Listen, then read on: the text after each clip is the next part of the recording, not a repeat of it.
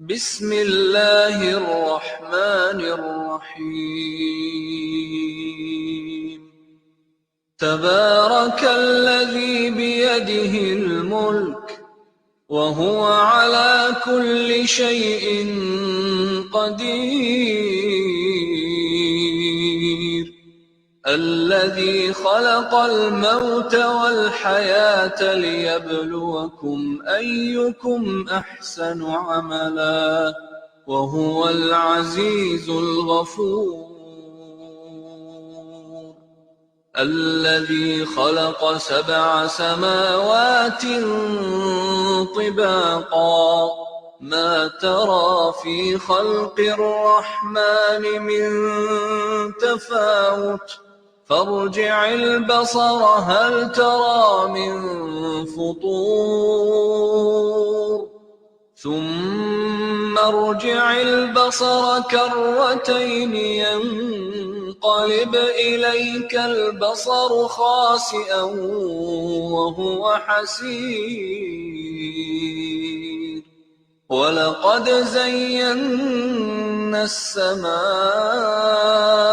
الدنيا بمصابيح وجعلناها رجوما للشياطين وأعتدنا لهم عذاب السعير وللذين كفروا بربهم عذاب جهنم وبئس المصير إذا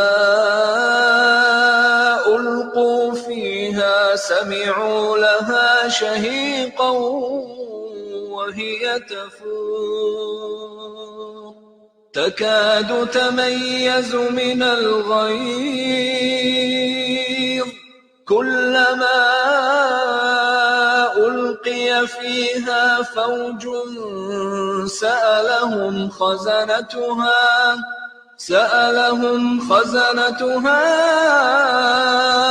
ألم يأتكم نذير قالوا بلى قد جاءنا نذير فكذبنا وقلنا ما نزل الله من شيء إن أنتم إلا في ضلال كبير وقالوا لو كنا نسمع أو نعقل ما كنا في أصحاب السعير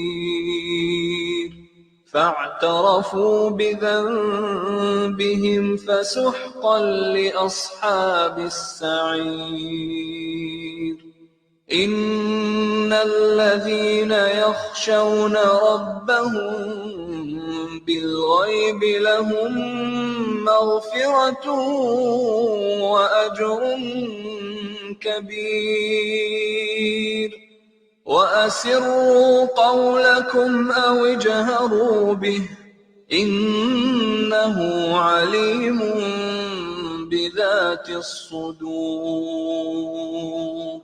ألا يعلم من خلق وهو اللطيف الخبير هو الذي جعل لكم الأرض ذلولا فامشوا في مناكبها وكلوا من رزقه وإليه النشور أأمنتم من في السماء أن يخسف بكم الأرض فإذا هي تمور أم أمنتم من في السماء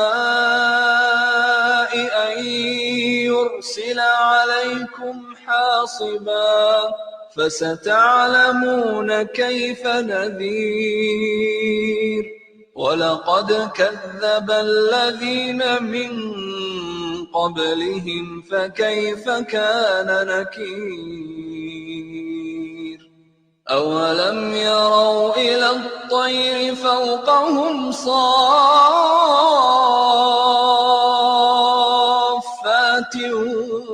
ويقبض ما يمسكهن إلا الرحمن إنه بكل شيء بصير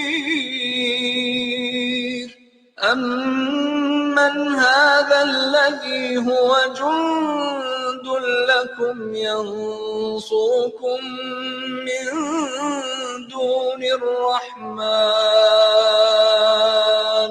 إن الكافرون إلا في غرور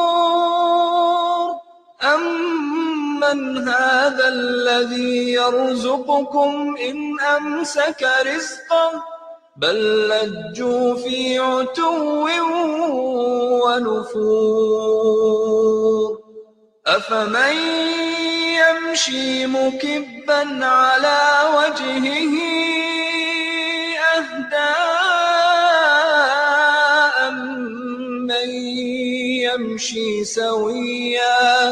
أمن يمشي سويا على صراط مستقيم قل هو الذي أنشأكم وجعل لكم السمع والأبصار والأفئدة قليلا ما تشكرون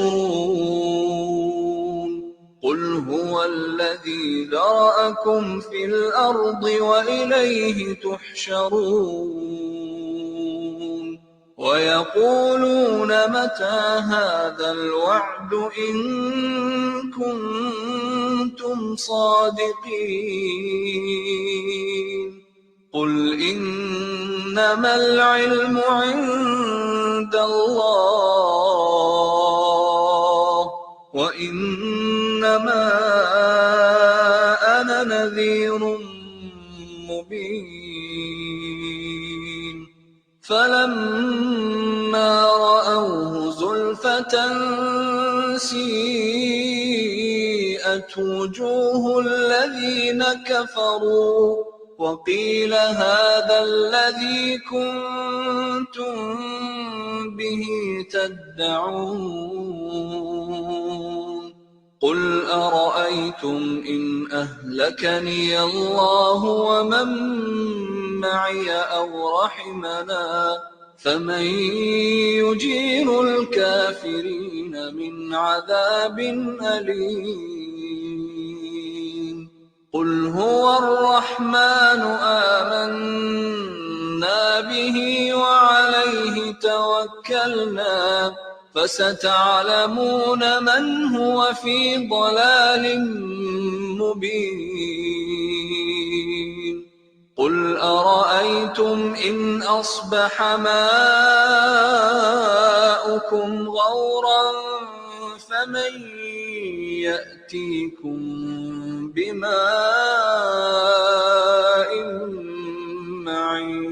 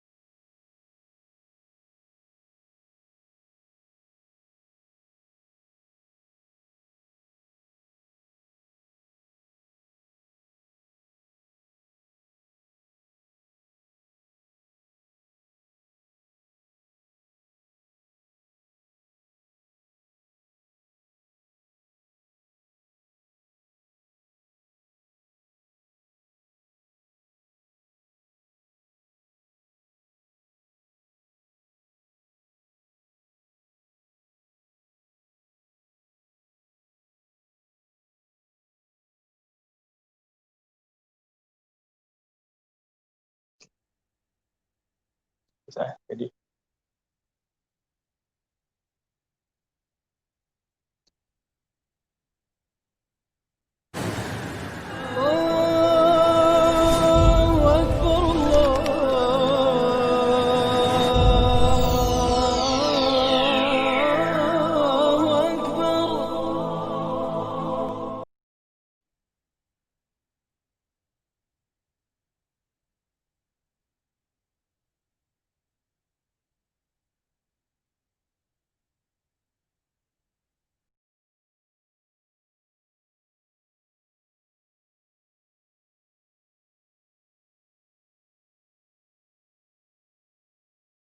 Bismillahirrahmanirrahim.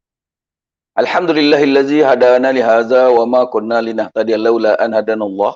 Salatan wa salaman ala Rasulillah wa ala alihi wa man tabi'ahu wa wala. Qala Allah tabaraka wa ta'ala fi kitabul aziz. Bismillahirrahmanirrahim. Inna a'tainakal kautsar fasholli li rabbika wanhar inna syani'aka huwal abtar. Sadaqallahul azim. Sidang penonton video anjuran Andalusia Travel and Tourism Berhad dalam siri khusus umrah pada kali ini. Alhamdulillah kita bersyukur kepada Ilahi kerana pada pagi Sabtu ini kita dapat meneruskan kuliah khusus umrah melalui video Andalusia Travel and Tourism Berhad.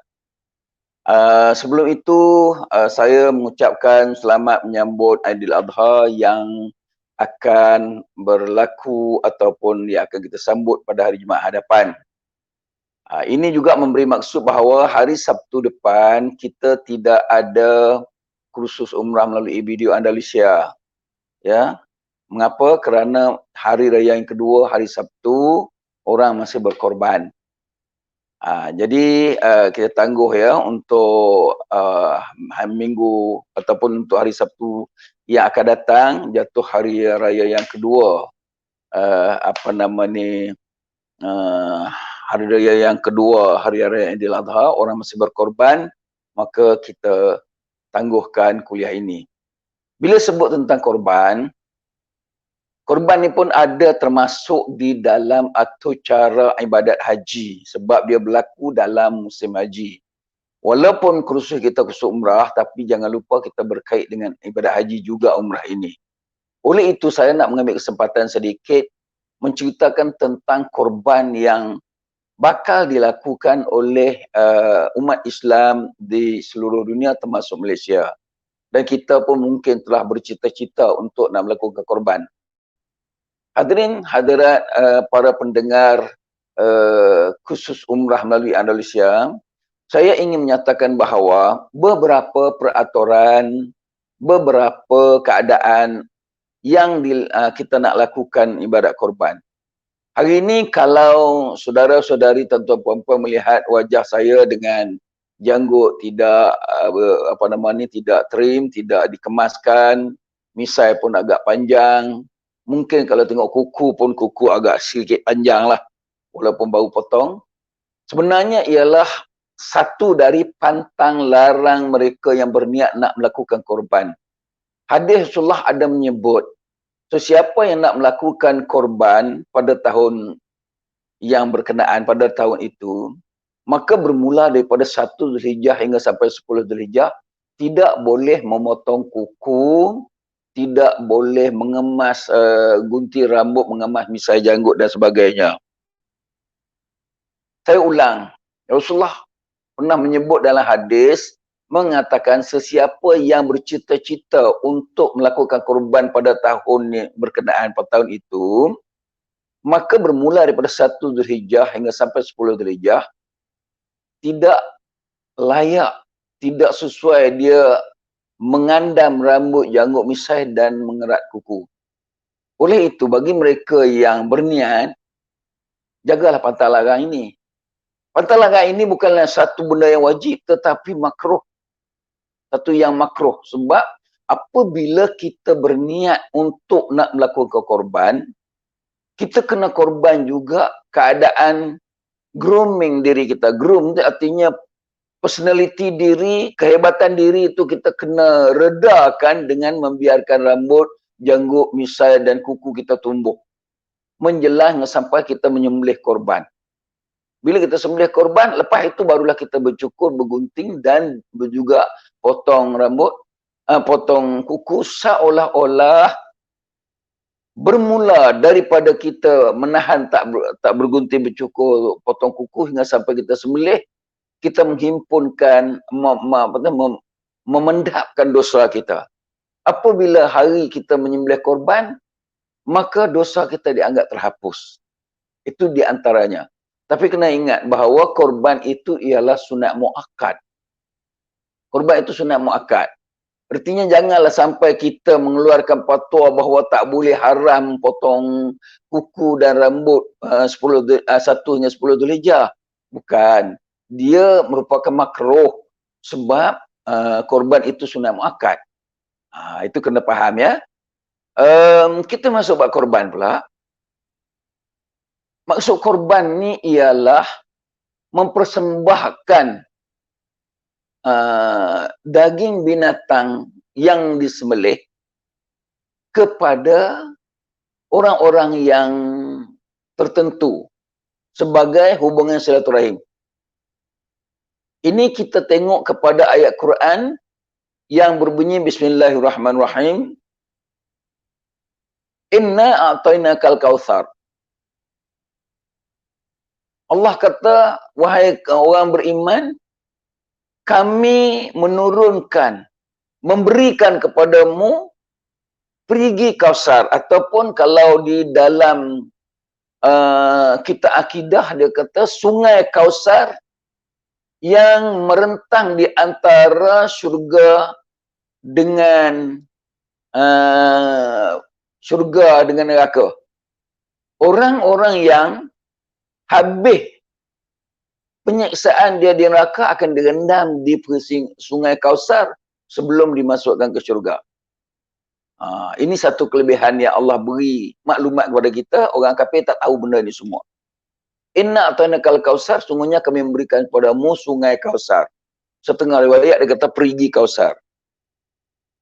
Bila kau dapat ni, fasolli li rabbika wanhar, maka bersemayanglah kamu kepada Tuhanmu dan menyembelih korban. Artinya nak sembelih korban itu pada 10 Dzulhijjah kena sembahyang sunat Aidil Adha dulu. Lepas itu baru sembelih. Jangan sembelih dahulu. Jangan sembelih dulu. Sebab ayat ni terang mengatakan fasolli li rabbika wanhar. Maka sembahyanglah kamu kepada Tuhanmu dan menyembelih korban. Inna syani'aka huwal abtar, dan keadaan kamu terpelihara di ketika yang tertentu. Alhamdulillah. Jadi itu satu. Yang kedua, kita melihat ada 2-3 contoh korban dari Al-Quran. Kita ambil korban orang yang menunaikan haji. Ayat 27 dalam surah Al-Baqarah ada menyebut Bismillahirrahmanirrahim, wa azzin fin nas bil haji ya'tuka rijala.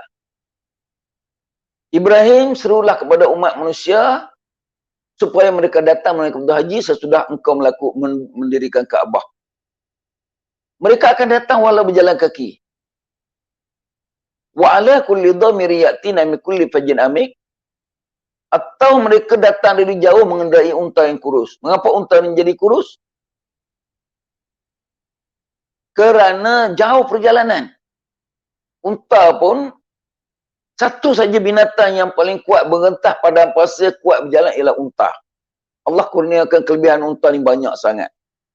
Rasulullah pun kenderaan dia unta yang bernama Qaswa. Sebab unta ini boleh berjalan selama berhari-hari tak berhenti-berhenti. Dia berjalan dia. Kalau kita pemandu dia ataupun kalau penunggang dia suruh berjalan, dia jalan tak berhenti-berhenti. Tapi dia pun macam binatang, ada juga kepenatan dia. Dia boleh berjalan tak berhenti-berhenti dengan syarat bagi dia minum cukup-cukup. Dia akan minum lebih daripada 12 galon air dan boleh bertahan 8 hari. Katanya 8 hari. 12 galon minum, dia minum tak berhenti-henti. Untuk simpanan, dia ada satu gedung simpanan dalam perut dia. Apabila dia penat, dia luahkan balik sampai ke leher, turun balik, menyebabkan dia menjadi kuat. Jadi unta ya. Dalam wa ala kulli dhamiri yatina min kulli fajin amik. Mengapa seluruh orang datang ke Mekah untuk menunaikan haji, nasihat mereka akan datang walau berjalan kaki atau mengendarai unta yang kurus dari curug rantau yang jauh. Mengapa? Liyashhadu manafi'a lahum. Daripada jauh pergi ke Mekah untuk melihat apa yang Allah memberikan manfaat kepada kita. Apa manfaatnya? Kita tengok unta hidup di padang pasir. Rumput tak ada tapi dia boleh hidup. Kemudian unta itu juga boleh jadi kenderaan kepada orang yang nak berjalan jauh di padang pasir. Selain pada itu boleh makan dagingnya. Sebab tu dia katakan liyashhadu manafi'a lahum wa yazkuru smallahi fi ayyamin ma'lumat. Dengan mana pergi menunaikan haji, kita menyebut nama Allah saja beberapa hari yang tertentu. Tak ingat yang lain dah. Tak ingat yang lain. Menyebut nama Allah. Wa yazkuru smallahi fi ayyamin ma'lumat. Pada hari itu. Ala ma radaqahu min bahimatil an'am. Mengapa dikaitkan dengan bahimatul an'am, binatang ternakan? Mengapa? Kerana binatang kenderaan itu juga membawa kita ke Mekah, dan bila sampai di Mekah, makanan payah nak dapat. Kecuali daging binatang. Kambing, kibas boleh hidup walaupun padang pasir. Keras mereka itu. Tahap mereka bertahan dengan panas. Unta boleh hidup. Maka sembelihlah binatang korban ini. Yashhadu manafi'u wa yazkuru smallahi fi ayyamin ma'lumat, menyebut nama Allah pada hari tertentu. Ala ma radaqahu min bahimatil an'am, daripada binatang-binatang ternakan. Fakulu minha wa at'imul ba'isal fakir. Maka makanlah sebahagian binatang ini dan sedekahlah kepada fakir miskin. Sebab itu pada saya,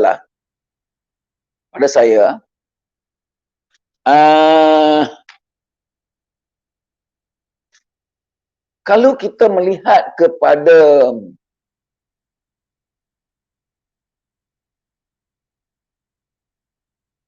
cara pengorbanan itu, yang wajar kita sembelih sendiri. Bagi bahan yang kita sembelih itu 3 bahagian.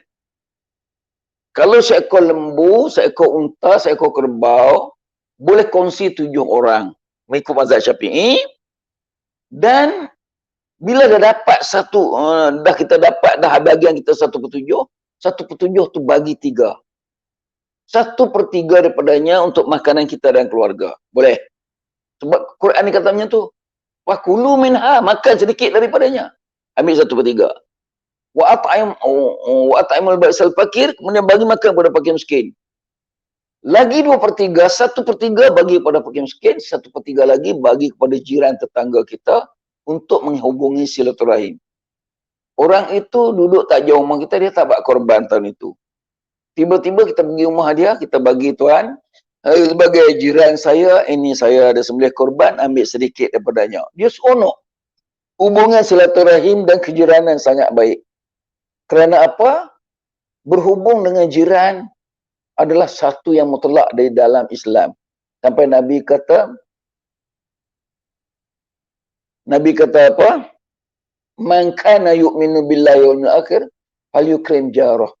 Siapa beriman dengan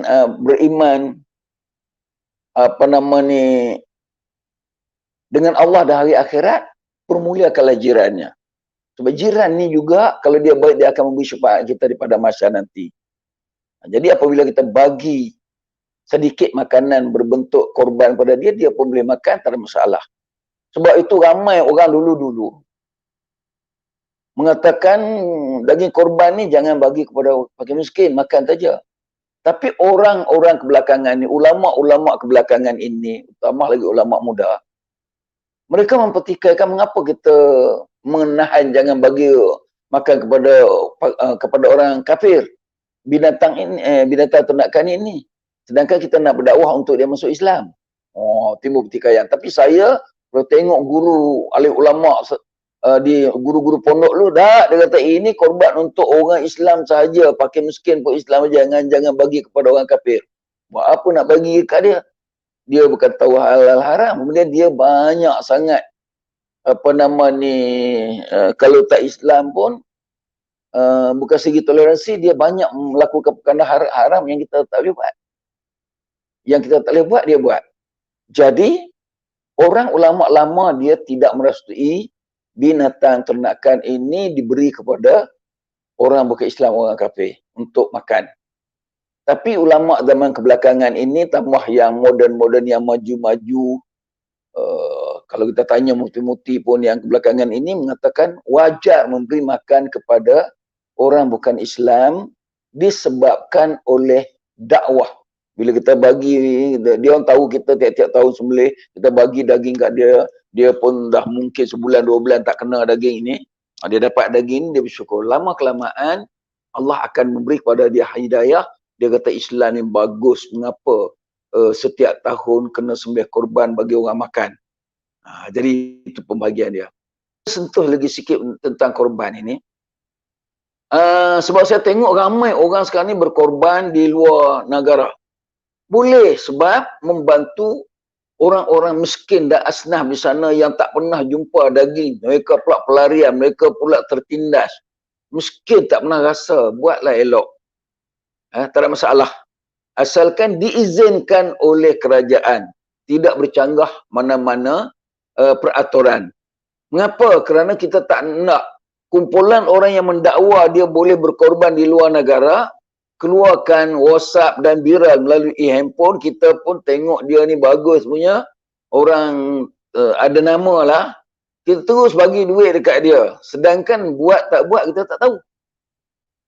Sempat ke dia buat, kena sekarang ni dia kutip duit nak buat di Afrika, nak buat di Syria, sempat ke? Siapa nak pergi? COVID-19 ni siapa nak kapal terbang pergi? Jadi yang tu kena perhati habis-habis, elok-elok. Kalau sekiranya kita yakin diiktiraf oleh kerajaan, laksanakanlah. Sebab bagus sangat memberi bantuan kepada orang-orang kelaparan di negeri lain. Dia saudara seagama dengan kita, tapi jangan biarkan mereka lapar. Bagi. Tapi soal sekarang ni macam mana pelaksanaannya? Kalau ada wakil di sana, bagaimana dia nak hantar duit pergi? Itu semua kena ambil kira. Sebab korban ini berlaku pada hari 10 Zulhijjah, hari raya haji, 11, 12 dan 13. Sekarang ini ada lagi lebih kurang 6 hari. Jadi bayangkan 5 hari lagi. Dan sempatkah kita nak hantar duit ke sana? Bolehkah kita jumpa dengan wakil dia? Macam mana cara nak transfer duit? Dan wakil kita di sana pun mesti wakil yang betul-betul jujur dan kenal dengan kita.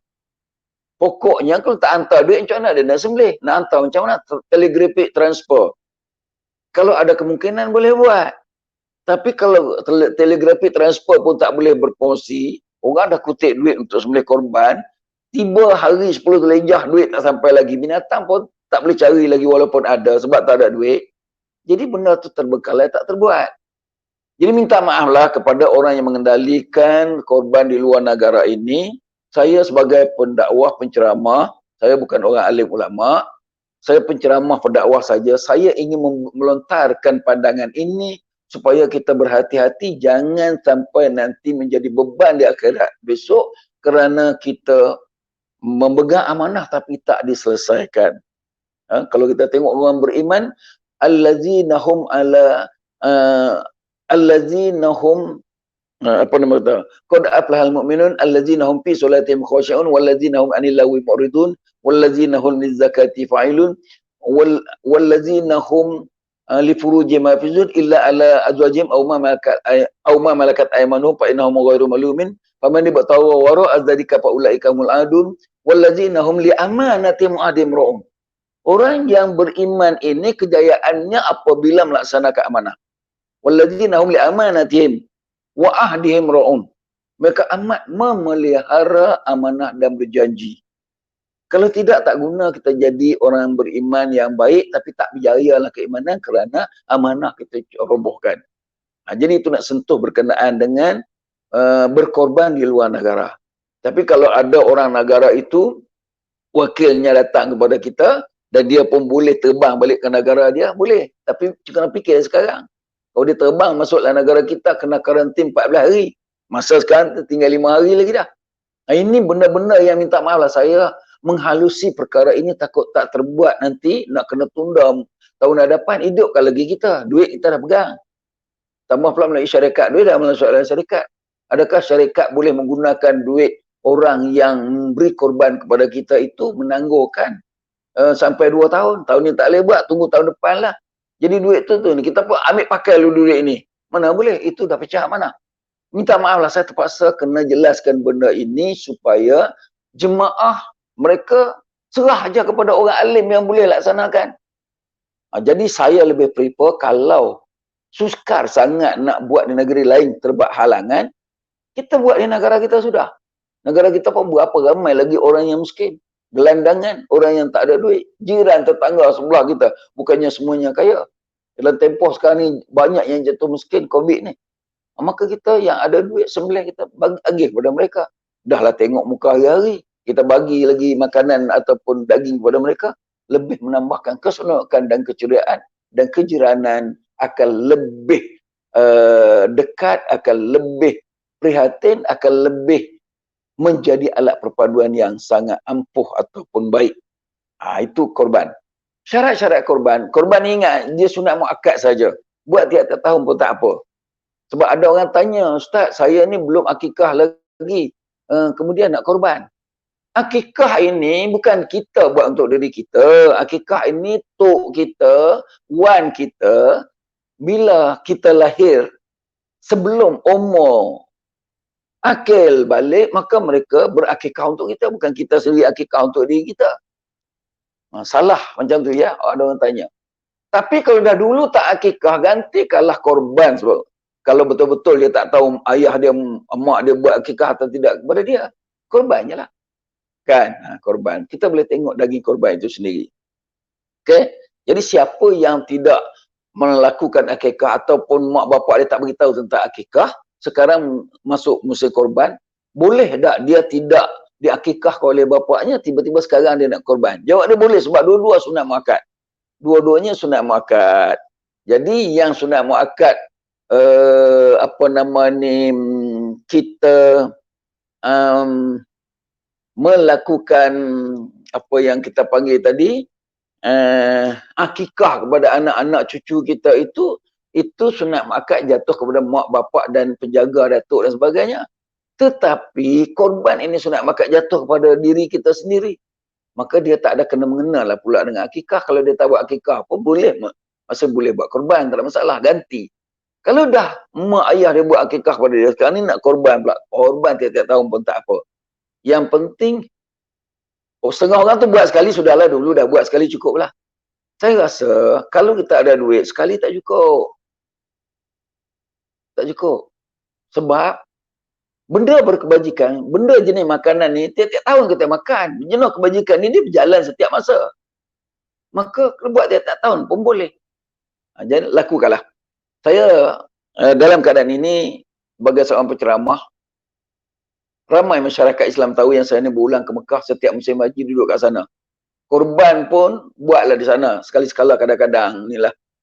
Saya tak dapat nak ingat bila masa saya buat korban untuk diri saya musim haji. Tapi ada buatlah. Tapi yang timbul masalah sekarang ni, bagaimana dengan anak cucu saya yang duduk di sini? Kalau saya tak ada di sini, mereka kadang-kadang lupa. Entah buat atau tidak, saya pun tak balik tanya pula. Besar kemungkinan lah kita tahulah mereka ni buat tak buat. Tapi tahun ini, saya cuba menghimpun seluruh keluarga saya. Ada beberapa orang yang paling rapat lah.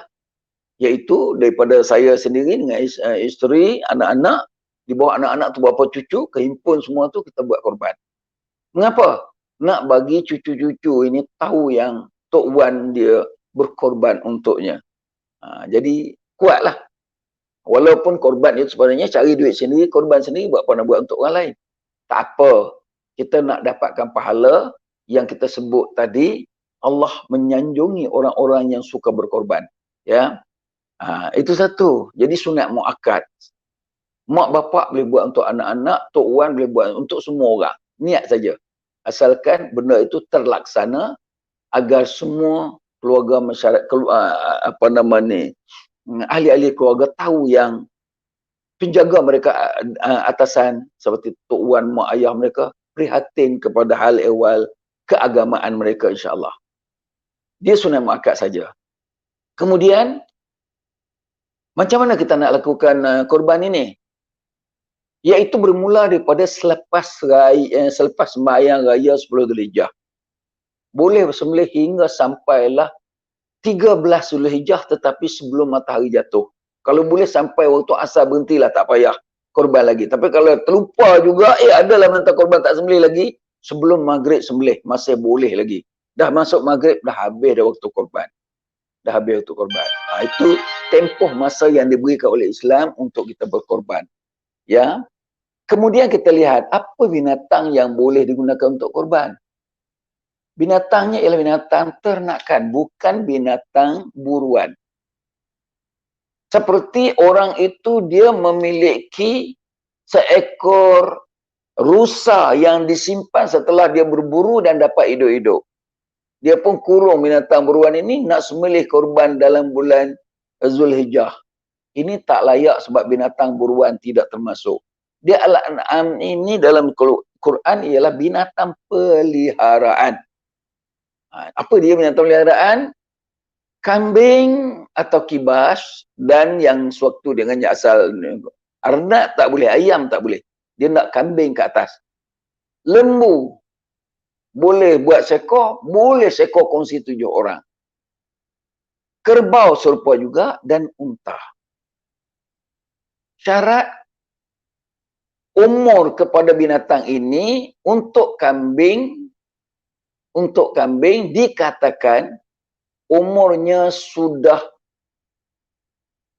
setahun lebih ataupun 2 tahun paling elok. Kalau mengikut dalam sebuah kitab, I'anatul Talibin, kalau tak salah, dia ada menyebut 2 tahun lagi cukup, tetapi dia memberikan tanda pada binatang itu senang saja. Tengok ada tumbuh gigi depan tak? Sudah gigi 2 batang tumbuh, maka dia sudah boleh dikorbankan. Jangan terlalu kecil pada itu. Tumbuh gigi lah pendek kata. Jadi lengkaplah, daging pun bagus. Kan, kalau lembik lagi baru setahun, kita nak sembelih dah tapi daging dia berkecil, tak sesuai. Sebab dikatakan, semalam ada satu ceramah di TV mengatakan, kita nanti akan mengenderai binatang yang kita sembelih dalam korban. Dia akan tunggu kita di padang mahsyar. Bila kita dah tengok amalan baik kita banyak, waman utiya kitabahu biyaminihi fasawfa yuhasabu hisaban yasira. Selepas bersoal jawab dengan Allah di hari penghakiman ataupun dipanggil yaumul hisab, selesai saja, maka Allah kata kamu boleh masuk surga. Maka binatang ni sudah sedia tunggu di depan itu. Kita naik je, dia terbang pergi. Dia tak meniti dah. Dia terbang di atas titian siratal mustaqim dengan cepat. Maka nak kepada binatang yang kuat. Binatang yang stabil. Sebab itu, binatang yang kita nak sembelih untuk korban, pertama jangan cacat. Jangan yang capik, jangan yang terlalu kurus. Hendaklah binatang yang sasar. Binatang yang kuat, daging banyak dan sebagainya. Kena pilih. Okey, kena fikir. Satu. Kedua, umurnya kalau lembu tu mesti 2 tahun ke atas. Lembu, kerbau, 2 tahun ke atas. Dan kalau unta kena 5 tahun ke atas. Unta tak boleh, unta lain. Sebab unta ni kekejapan dagingnya, kekuatannya luar biasa. Tetapi kena tunggu sampai umur 5 tahun. Sebelum itu dianggapkan sebagai masih lembik lagi. Sebab unta ni dia duduk lebih lama. Unta ni duduk lebih lama daripada lembu, ataupun kambing, ataupun kerbau. Unta lama hidup. Ya, itu syarat-syarat sembelihan ya. Kemudian untuk maklumat juga, ni selalu orang lupa, jangan pula kita membahagikan daging korban ini kepada tukang sembelih sebagai upah. Tak boleh. Ramai duk buat dah. Tak boleh ya. Kita kena bagi duit lain. Jangan ambil daging korban tu, sedekah balik kepada dia, upah melapah dia. Tak boleh. Kita kena buat harga kira-kira lain. Kira siap-siap upah melapah tu daripada dengan duit. Jangan bagi daging dan hasil pada korban ini. Tolong ya. Ini kadang-kadang orang tak tahu. Saya pun zaman muda-muda dulu di kampung, orang kampung sembelih, dah. Orang tu buat peruntukan. Sebab dia setumpuk tu bagi 7 tu bagi 3. Dalam bagi 3 tu, ada dia ambil satu bahagian daripadanya untuk beri kepada tukang sembelih, tukang lapah. Kesian mereka tolong aku. Tidak, ini kerja masyarakat, kerja kebajikan. Tukang sembelih mendapat pahala. Kalau ingin nak membayar titik peluh dia, upah dengan duit lagi senang. Jangan bagi daging itu. Memang tak boleh, tidak layak ya.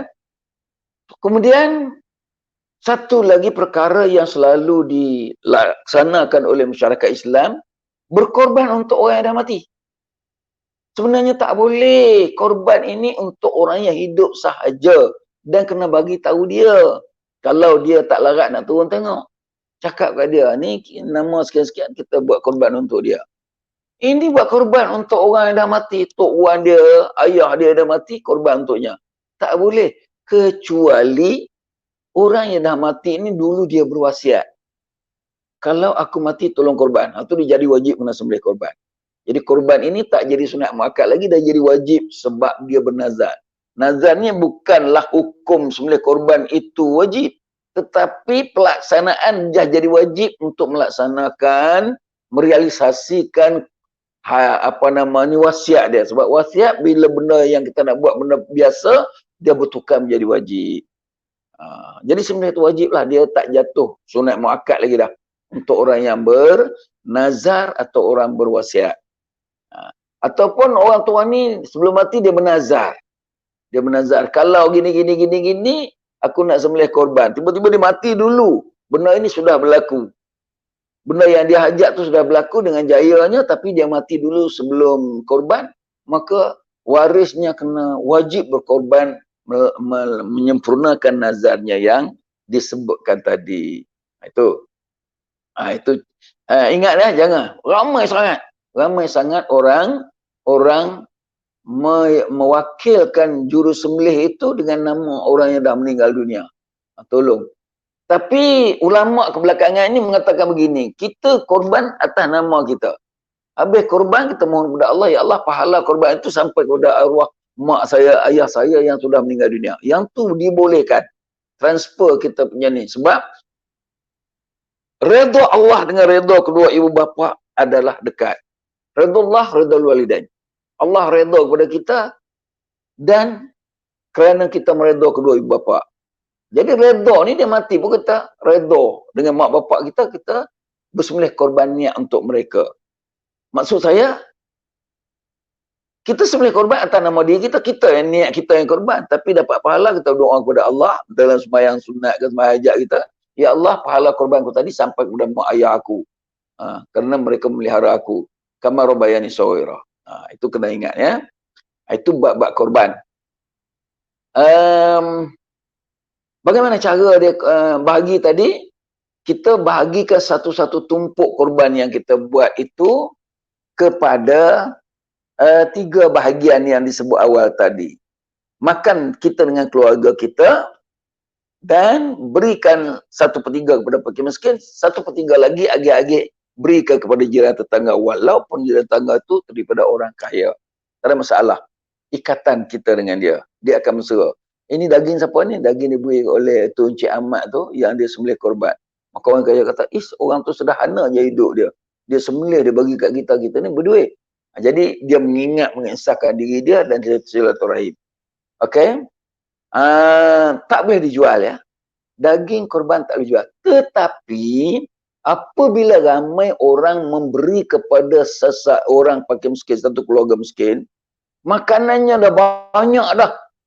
Dia dapat sampai 10 bungkus. Macam mana nak makan ni dalam tempoh ini? Akhirnya dia bimbang, takut benda itu habis begitu saja dijual. maka fakir miskin yang memperolehi daging korban, dia boleh menjualkan daging itu untuk membeli barang-barang keperluan lain disebabkan oleh dia miskin. Ini jika kita bagi kepada miskin-miskin yang memerlukan, apatah lagi dia masuk di bawah asnaf, dia boleh menjual daging korban yang kita berikan kepadanya. Itu di antara perkara yang kita nak sebutlah, supaya dengan dapat penerangan itu kita boleh merealisasikan dan tidak menyeleweng. Sebab dalam dunia moden ini orang meniaga kepentingan ini. Contoh seperti badal umrah ke, badal haji. Bila sebut boleh buat badal haji, ramai orang mengaku dia boleh buat badal haji sedangkan dia duduk di Malaysia ni. Tambah pula kena COVID-19 ni. Nak pergi ke Mekah tak boleh. Dia masih mengutip duit, kata dia boleh buat. Ada wakil dekat sana. Saya ingat, dari segi kejujurannya tak usah buat lah. Apatah lagi kita atas nama orang agama, ahli agama. Kutip duit, benda yang tak boleh kita nak buat. Siapa nak buat? Sebab badal haji ini 10,000 orang, rakyat Malaysia 3-4 orang je boleh buat. Dia buat pula, dia belum pergi menunaikan haji lagi, boleh buat. Dia dah pergi haji, tak boleh. Jadi macam mana kita nak suruh orang buat? Jadi saya bimbang, takut ada ruang. Boleh dapat duit dengan mudah, kita buat. Kita iklankan. Sedangkan waris yang nak buat tu, dia tak kisah. Keluarga dia ada seorang yang meninggal dunia. Dia tak maulah membiarkan keluarga macam tu, dia nak buat badal haji. Dia pergi bagi dekat satu orang, orang itu kata dia sanggup buat. Walaupun dia tak pergi haji, tapi dia ada wakil di Mekah. Dia pun pakai telefon dia. Habis duit nak hantar macam mana? Sekarang ni tak boleh bergerak, tak boleh pergi Mekah. Duit nak hantar ke sana, apabila kita masuk dalam bank, banyak duit itu. Orang bank tanya, duit nak hantar banyak ke Mekah ni buat apa? Ini nampaknya sudah apa kita panggil? Undang-undang dalam Malaysia ni tak boleh transfer duit begitu mudah ke luar negara. Dia akan tanya bila kita nak transfer duit ni, takut pengubahan haram. Jadi cara mana mereka ini kutip duit nak buat badal haji ni? Ini dibincangkan panjang lebar oleh Jauhar Tabung Haji, dan saya pun salah seorang dipanggil untuk pergi memberi pendapat. Saya apa hal pun saya mempertahankan, tak boleh selagi tak ada musim haji tak terbuka, jangan kutip badal haji. Ini semua meragukan. Apa tak meragukan? Kutip 1,800, 2,000. Siap dengan khatam Quran. Masya Allah. Siapa yang nak khatam Quran ni? Janji pula saya akan khatam Quran. Ini 30 juzuk. Asalkan bayar milik saya. Bayar 2,000 je. Habis badal haji berapa? Bayar badal haji bagi 2,000. 2,000 tu orang yang ambil tu dia pun pau di atas tu 100-200. Hantar ke sana 1,800. Wakil di sana pau lagi pula 100-200. Tinggal 1,600. 1,600 ni. Nak suruh orang buat. Siapa yang nak buat ni? Last sekali bagi kepada driver bas. Driver bas mana dia nak buat haji, dia bawa bas tak ukur dekat Arafah. Benda ini kita kena letak satu kajian, kena letak sedikit unsur kebimbangan, kerana kejujuran ini tidak nampak. Kita tak tahu orang tu buat atau tidak. Yang kutip duit, dia meniaga, dia kira duit, dia dapat 100, 150, 200. Jadi kalau katakanlah 100 orang pergi buat, dia dapat 200 ringgit. Berapa? 20,000 dia dapat untuk goyang kaki duduk sini. Minta maaf lah. Siapa yang mengendalikan ini, insaflah ya. Jangan marah saya. Saya 44 tahun lebih kurang mengendalikan orang pergi haji ni. Di Mekah kami tengok siapa budak-budak yang kutip duit orang melakukan badal haji di sana, ya Allah. Bila engkau buat ni? Bila engkau buat? Bila jemaah haji datang, dia duduk dekat tangga hotel tu, kepada jemaah haji musafir, Pak, ada badal haji Pak, saya boleh buat Pak. Orang yang bawa badal haji 2-3 ni serah dekat dia, kenal pun tidak. Budak Indonesia boleh cakap Melayu, Pak, saya boleh buat Pak. Kita tengok dengan serban, dengan apa, dengan pegang tasbih pun kita bagi. Dia pun tulis kertas resit ambil.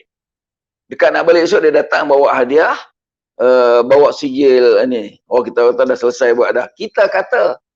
Tapi bila dapat kat dia, siapa yang buat? Dia kerja pengutip apa nama ni, pengutip duit badal haji. Dapatlah katakan, minta maaf lah kalau cakap, dapat 100 orang. Adakah kawan dia 100 orang boleh buat? Sekarang ni orang tak tinggal banyak penduduk tak tinggal banyak di Mekah sebab kena lebi. Lebi kuat apa semua tak tahan nak hidup daripada lari balik. Siapa yang buat masalah dia? Kena pula COVID-19 ni, ya Allah, COVID-19 ni. Siapa orang yang masih dapat tunggu nak buat haji-haji di sekat? Tak sebarang orang boleh. Tak sebarang orang boleh menunaikan haji. Jadi tolong ya, minta maaf, bukan saya nak memburukkan orang dengan fitnah, tetapi saya nak memberi wazakir fa inna zikra tanfa'ul mu'minin, mengingatkan, sebab cara mengingatkan memberi manfaat kepada orang beriman. Sebab kita kesian, waris-waris tahu kata iyalah dah buat. Sebab kita dapat berita. Seorang yang lama duduk di Mekah, kerja dia tiap-tiap tahun kutip duit orang pergi badal haji, dia pau sikit duit daripada itu, yang lain dia bagi kepada orang. Orang yang dia buat tu dengar berita, boleh kita siasat. Dengar berita, dia ambil satu orang, you buat untuk 10 orang badal haji. Jadi seorang buat 10 orang badal haji. Itu pembohongan. Mereka asal duit. Alangkah kucuk Hajarul Aswad pun mereka minta upah. Orang nak kucuk Hajarul Aswad, dia tolak sampai boleh, tarik dia minta ni ganjaran. Minta ganjaran. Ni kerja syaitan apa ni? Kucuk Hajarul Aswad sunat dia minta lagi, tak bagi ikut sampai ke hotel. Kan? Artinya di Mekah lebih besar pembohongan, penipuan kalau dia buat. Dan dosa pun lebih banyak. Tapi orang buat pasal percaya. Orang tak tahu, orang percaya. Ini umat Islam tidak prihatin sangat. Jadi panjanglah kita menyebut tentang apa yang kita bagi tajuk awal tadi, korban. Jadi kalau ada soalan, selepas pada ini kemukakan soalan bermula daripada pukul 11.10 11.15, kemukakan soalan apa yang nak ditanya, saya cuba menjawab setakat mana ilmu yang ada pada saya. Kita alih kepada bab umrah, sebab khusus ni khusus umrah. Saya sentuh korban sebab kena dalam musim haji sekarang. Umrah ni saya nak sebut beberapa perkara yang sering dilakukan oleh jemaah umrah yang menjadi kesalahan, tapi dia tak perasan. Ya, dia tak perasan. Saya nak sebut. Pertama, melanggar larangan ihram. Ini perkara biasa dah kepada jemaah. Melanggar larangan ihram, 13 larangan ihram. Jangan memakai pakaian bersarung berjahit bagi lelaki. Tapi ada orang lelaki yang kencing tak tus, dia nak mengawal supaya jangan kencing dia tu kena kain ihram.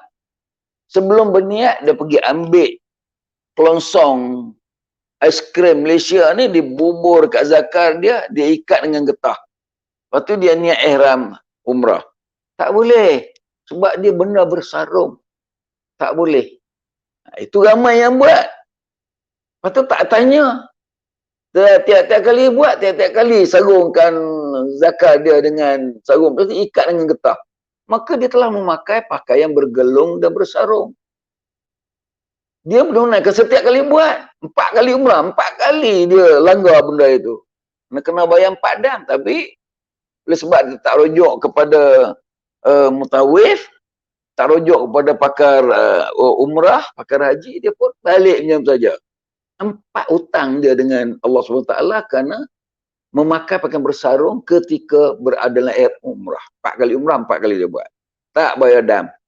Jadi kalau tak bayar dam, tak lengkaplah dia punya umrah. Sah, umrah dia sah. Sebab dia melanggar yang wajib saja. Tetapi kena potong markah kerana tak bayar dam. Bayar dam, barulah pahala tu masuk balik ke dalam ibadat umrah yang terkurang tadi. Itu satu contoh. Contoh yang kedua, minyak wangi. Berniat ihram ketika di KLIA, mandi sunat ihram, pakai pakaian ihram, bawa minyak wangi, bubuh dalam beg sandang. Minyak wangi tertumpah wangi dalam beg sandang. Pergi ke mana wangi je. Setelah berniat ihram duk wangi juga lagi. Wangi bukan pakai wangi yang ada dalam beg itu. Tak boleh. Tak boleh berwangi-wangian ketika di dalam ihram. Tapi, ni pelik pula. Tapi kalaulah dia memakai pakaian ihram, orang lelaki lah, dia bubuh di sebelah atas pakaian dia, yang selendang tu, dia bubuh minyak wangi. Oh, kerana apa? Dalam tu sunat wangi-wangian sebelum berniat. Dia pun pakai atas kain. Dia pun masuk ke Mekah, sampai ke Gunung Manazil, terus memasang niat. Pasang niat, dia kena jaga, tak boleh sama sekali memakai pakaian yang berbau, ya, masa dalam umrah. La yamasul, dia kata apa? La yalbisul mahram ma yamasul warasul za'faran. Itu hadis Rasulullah. Tidak boleh seseorang yang dalam ihram mengenakan wangi-wangian waras dan za'faran. Waras, wangi-wangian daripada kayu seperti gaharu. Dan za'faran ini yang jenis daripada bunga-bungaan. Jangan. Setelah dia berniat ihram, tak boleh. Dia ni bagus. Bawa minyak wangi, bubuh masuk beg sandang. Kebetulan tutup tak apa rapat, wangi. Nak pergi tawaf apa wangi. Ini kena dam ramai, tak usah. Jangan, kalau nak pakai, sunat memakai wangi-wangian sebelum ihram, pakai letak kat badan, kemudian minyak wangi itu masukkan ke dalam beg besar. Jangan bubuh beg sandang. Ataupun sepaling tidak, bubuh dalam beg angkat tu. Beg galas tu. Bukan beg yang tersangkut tu. Beg sandang sangkut tak boleh. Beg yang kita bubuh, yang tu bukan selalu duduk kat badan, yang tu boleh. Tetapi tutup rapat-rapat, jangan sampai tumpah. Kalau tumpah pun dia tak layak merealisasikan angkatan benda yang terang ada wangi di dalamnya. Tu. Ada dua dah perkara minyak wangi, ya. Selalu nak kena jaga. Tadi ada soalan orang, ini selalu berlaku. Tiap-tiap musim kalau saya pergi, kalau saya ada sana, tiap-tiap kumpulan jemaah mari mengadu, saya ni kencing tak terus kena, nak tutup macam mana kalau saya pakai ihram nanti bila batuk terkeluar kencing. Nak cakap bagi, dalam Islam disuruh cawat. Bila suruh cawat, dalam cawat terletaklah satu plastik yang memang dibubuhkan kapas dalam tu, letakkan dekat kawasan itu, lalu kita pun pakai cawat. Zaman sekarang ini dah boleh pakai pampers. Bila boleh pakai pampers, senang pakai pampers. Pampers tu bukan bergelung. Tidak, pampers ini ialah zip-on yang boleh pelekat. Yang pampers macam ini tak boleh. Yang pampers macam seluar dalam tak boleh. Pampers yang pelekat-pelekat tu tak apa. Ini diputuskan oleh Muzakarah Ibadat Haji. Pasal dia tidak berjahit, dia pelekat. Sama orang pakai tali pinggang. Tali pinggang tu tak bergelung. Bila pakai baru jadi bergelung, tak apa. Bergelung ketika pakai tak apa. Sama seperti pampers. Itu soalan pertama tu, ada orang kata nak atasi macam mana, ini bukan dia buat sendiri. Boleh. Hingga sampai orang jenis macam ni, dia pergi tawaf, kalau terkencing pun dibolehkan dengan syarat tertentu. Itu saya dah cakap dah sebelum ini. Tapi kalau ada yang nak bertanya, sila kemukakan soalan dalam tempoh seminit dua ini. Itu perkara yang kedua, ya. Perkara yang saya sebut ulasan tadi ni nak merealisasikan masalah yang berlaku pada masalah pertama tadi, orang yang kecil tak tahu, orang lelaki. Yang kedua tadi berkenaan dengan pakai minyak wangi. Yang ketiga, wanita yang dekat nak datang haid. Dia masuk ke Mekah Mukarramah untuk menunaikan umrah, dia niat biasa. Ini agak sedikit bahaya sebab kalau dah dia niat biasa masuk sampai ke Mekah, tiba di Mekah haid datang, maka dia kena berada dalam ihram sampai bersih. Kalau baru datang haid ni, haid dia 8 hari, duduk di Mekah pun 8 hari, baru bersih, dia tak dapat satu umrah dan dia dalam ihram. Bagaimana nak buat? Ini nasihat, ya. Bagaimana nak buat? Caranya, wanita yang berkemungkinan lagi seminggu ke 4 hari haid nak datang, dia niat bersyarat. Dia niat bersyarat. Bila dia niat bersyarat, sampai ke Mekah. Macam mana Aisyah? Ya Allah Tuanku, aku berniat menaikkan umrah berihram dengannya. Sekiranya aku terhalang oleh halangan syarak, aku bertahlul kerana Ta'ala. Kerana bak halangan menunaikan umrah dan haji setelah berniat ni, cuba rujuk balik ayat 196 surah Al-Baqarah. Fa in usirtum famastaysara minal hadi wala tahliku ru'usakum hatta yablugh al-hadi mahillah. Bagi mereka yang terkepung setelah berniat tak dapat masuk Mekah atau tak dapat melaksanakan Mekah walaupun dah ada di sana disebabkan oleh terhalang, maka bolehlah ia keluar daripada ihram dengan cara menyembelih seekor binatang dam esar dan gunting rambut. Dengan syarat jangan gunting rambut dulu, sembelih binatang dulu baru gunting rambut.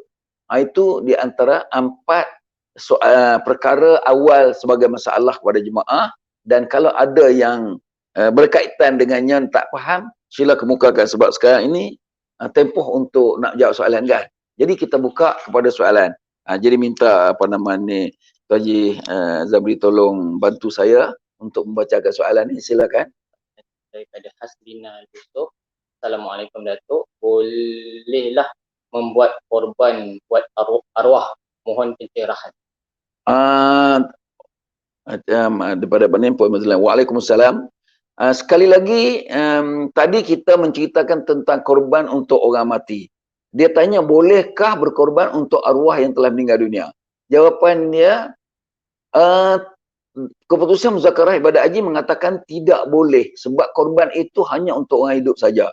Kalau nak buat juga, boleh kita korban atas nama kita, kemudian setelah korban selesai, daging nak aja kan, kita memohon kepada Allah, ya Allah Tuanku, apa yang aku korban dan daging pun sudah diedarkan, diagihkan tadi, pahala kesemuanya sampai kepada Allahyarham sekian-sekian, terus baca tahlil untuk dia. Itu saja yang boleh. Itu diputuskan oleh Muzakarah Ibadat Haji. Kalau daripada sekarang ni kita nak buat untuk dia, jangan. Tolong batalkan. Kalau siapa yang nak melakukan korban untuk arwah yang dah meninggal dunia, batalkan, ganti atas nama kita balik. Masih boleh. Masih boleh lagi ya. Wallahu a'lam bishawab. Kalau kurang jelas, tanya lagi, kita akan memberi penjelasan yang lanjut. Daripada Nur Raimi Ahmad. Assalamualaikum Datuk. Masih boleh buat korban di sini? Saya dari Singapura. Oh, boleh. Dari Singapura nak berkorban, di Singapura mungkin payah nak buat. Kalau ada kesusahan, di Malaysia agak mudah sikit, boleh. Boleh. Pertama sekali, kalau kita tak boleh masuk ke Malaysia kerana takut kena karantin 14 hari, siapa adik-beradik kita yang terdekat di Malaysia? Kalau boleh transfer duit, transferlah mengikut. Sebab saya ingat Melayan Banking ada kat Singapura. Jadi minta orang tu buka akaun Melayan Banking, transfer masuk itu tidak ada masalah. Sebab Singapura kita jiran. Boleh keluar duit, boleh masuk duit dengan senang. Yang jauh payah. Ya. Tapi kalau tak boleh juga, senang saja. Wakilkan dia bersembelih dan duitnya ada dalam simpanan kita, belum serah kat dia, gunakan duit dia dulu. Boleh. Jadi bukanlah butang ni. Masuklah macam butang. Tapi sebab kita pun cakap dah, ini bukan butang. Duit ada pada aku, nak hantar payah. Jadi buat dulu. Apabila kita boleh berhubungan, kita akan transfer tu, duit itu terus. Dibolehkan sebab tengok namanya pun sunat muakkad. Sunat muakkad. Jadi kita nak korban ni, kalau boleh janganlah butang. Tak boleh butang. Tapi ini bukan soal hutang. Soal duit ada tapi tak dapat nak disampaikan kepada wakil yang menerima disebabkan oleh COVID, disebabkan oleh sempadan, disebabkan oleh peraturan transfer. Maka kita buat saja sebab kita tak dapat nak masuk ke Malaysia. Jadi dibolehkan, ni minta wakilkan, gunakan duit dia dulu. Bukan atas nama hutang. Atas nama jaminan, penjamin. Ambil duit dia dulu, nanti bila boleh bertemu selepas ni sebaik mungkin, kita akan akan melunaskannya. Sebab jalan lain tak ada. Kalau kita nak tunggu, juga, kalau tak boleh tak usah buatlah, nak tunggu tahun depan. Hidupkan lagi kita. Masalah dia. Sedangkan adik-beradik kita ni, adik kita, abang kita paling dekat keluarga. Tak timbul masalah. Jadi kita minta dia membuat jaminan, gunakan duit dia dulu. Kalau dikatakan utang, tapi utang yang memang boleh berbayar dan sah korban itu, walaupun tidak digalakkan berkorban, tapi dalam keadaan yang darurat ini diperbolehkan. Diperbolehkan. Sebabnya, kita ada duit, dia pun tahu kita loadednya duduk kat Singapura. kan. Jadi hanya nak pakai duit dia sementara, kalau kita nak datang kita kena karantin. Jadi himpitan atau sekatan yang menyebabkan kita tak boleh buat, sedangkan tempoh nak buat ataupun singkat, boleh gunakan peraturan ini. Pakai duit dia dulu, kemudian kita lunaskan selepas kita ada kemudahan. Wallahu a'lam bishawab. Seterusnya daripada Rita. Assalamualaikum Datuk, minta pandangan Datuk, wajarkah kita buat korban di luar negara sedangkan di negara kita masih ramai yang memerlukan? Kita ingat ya, daripada Rita, waalaikumsalam. Wajarkah kita membuat korban di luar negara sedangkan di negara kita masih banyak lagi fakir miskin dan gelandangan?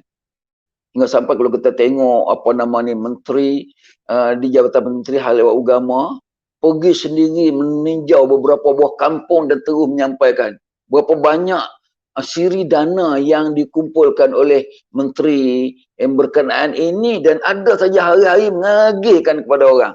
Artinya masih banyak lagi musim COVID ini orang yang memerlukan makanan. Tiba-tiba kita fokus nak buat korban orang jauh-jauh tu. Awal tadi saya cakap dah, utamakan yang di keliling lalang kita. Kerana kalau kita tengok di dalam peraturan Al-Quran mengenai korban ini, ayat 27 surah Al-Hajj mengatakan, fakulu minha wa at'imul ba'sal fakir. Jadi kalau kita buat di sini, kita makan sedikit binatang korban itu, yang lain bagi pada fakir miskin dan juga jiran-jiran tetangga. Artinya lebih utama daripada kita nak hantar ke orang, kita pun tak tahu langsung sama ada benda tu buat atau tidak. Wakil kita di sana pun kita macam mana. Oleh sebab dikendalikan oleh orang agama, kita percaya macam tu saja. Tetapi kesukaran yang nak buat tu ada atau tidak. Itu terpulanglah. Sebab saya pagi tadi saya tengok dekat TV, pagi semalam tengok TV, ada siaran di TV, ada satu syarikat yang mengendalikan berpuluh tahun dah. Dia buat serata dunia, habis 120 negara Islam dia buat. Dan mendapat sambutan yang hebat. Itu terpulang kepada mereka. Saya tak mau campur sebab itu bisnes yang sampai bisnes tu boleh buka pejabat. Yang kita nak buat ni ialah korban yang bukan melalui syarikat. Korban yang melalui wakil. Artinya kalau macam ini lebih abdul buat di Malaysia sendiri. Lebih abdul. Dapat tengok binatang itu, dapat makan dagingnya, dan dapat kita tengok orang fakir miskin menerima apa yang dikata laisal birru an tu'allu wujuhakum qibala al-masjidil haram. Bukan kebaikan itu hanya menghadap masjid haram je, tetapi buat perkara yang lebih bertakwa. Jadi saya rasa kalau tanya soalan itu pada saya, lebih saya menggalakkan buat korban di Malaysia kita dahulu. Yang itu nak buat pun boleh, tapi tengok keadaan yang membolehkan. Kalau tak ada COVID, orang boleh masuk keluar. Yang tu okey, carry on, pergi. Sebab itu layak kita menolong kawan kita di luar negara yang saudara Islam kita juga, tapi dah tak makan berapa lama. Kalau kita tengok orang pelariannya, Allah kesiannya. Tapi sekarang ni tak boleh nak buat. Kenapa kita ada gah nak buat juga? Saya dah bayangkan dengan ni. Jadi harap syarikat-syarikat mengendalikan, jangan marah saya. Saya sebagai seorang pendakwah tua, saya memberi pengalaman saya dalam keadaan yang betul-betul menjadi sekatan, tak boleh nak buat korban di luar negeri. Kalau dia rasa dia boleh juga, kena orang buatlah. Tak ada masalah. Sebab peraturan kerajaan membenarkan, dia pun dah kebiasaan, itu suka-suka. Jangan salahkan saya. Saya jawab soalan oleh Puan Rozita tadi. Wallahualam. Daripada Abu Faisal. Assalamualaikum Datuk. Sahabat saya tanya, apa kepastian yang anda lihat bagi kerja-kerja badal haji atau badal umrah dikerjakan 100% mengikut hukum badal haji dikerjakan oleh seorang sekali sahaja? Terima kasih. Soalan ini berkenaan badal haji yang mereka menyerahkan, mewakilkan kepada Malaysia yang melaksanakan. Adakah yakin orang buat, dan setiap wakil atau setiap pembadal haji yang buat badal haji untuk kita tu mereka buat seorang untuk satu saja? Yang ni beginilah. Untuk maklumat, saya setiap tahun, saya sendiri pergi dengan kapal awal Andalusia. Bila sampai ke sana, pengurus di sana dia sudah menghimpunkan orang-orang yang selalu buat badal haji dekat kita, dan dia kemukakan kepada kita.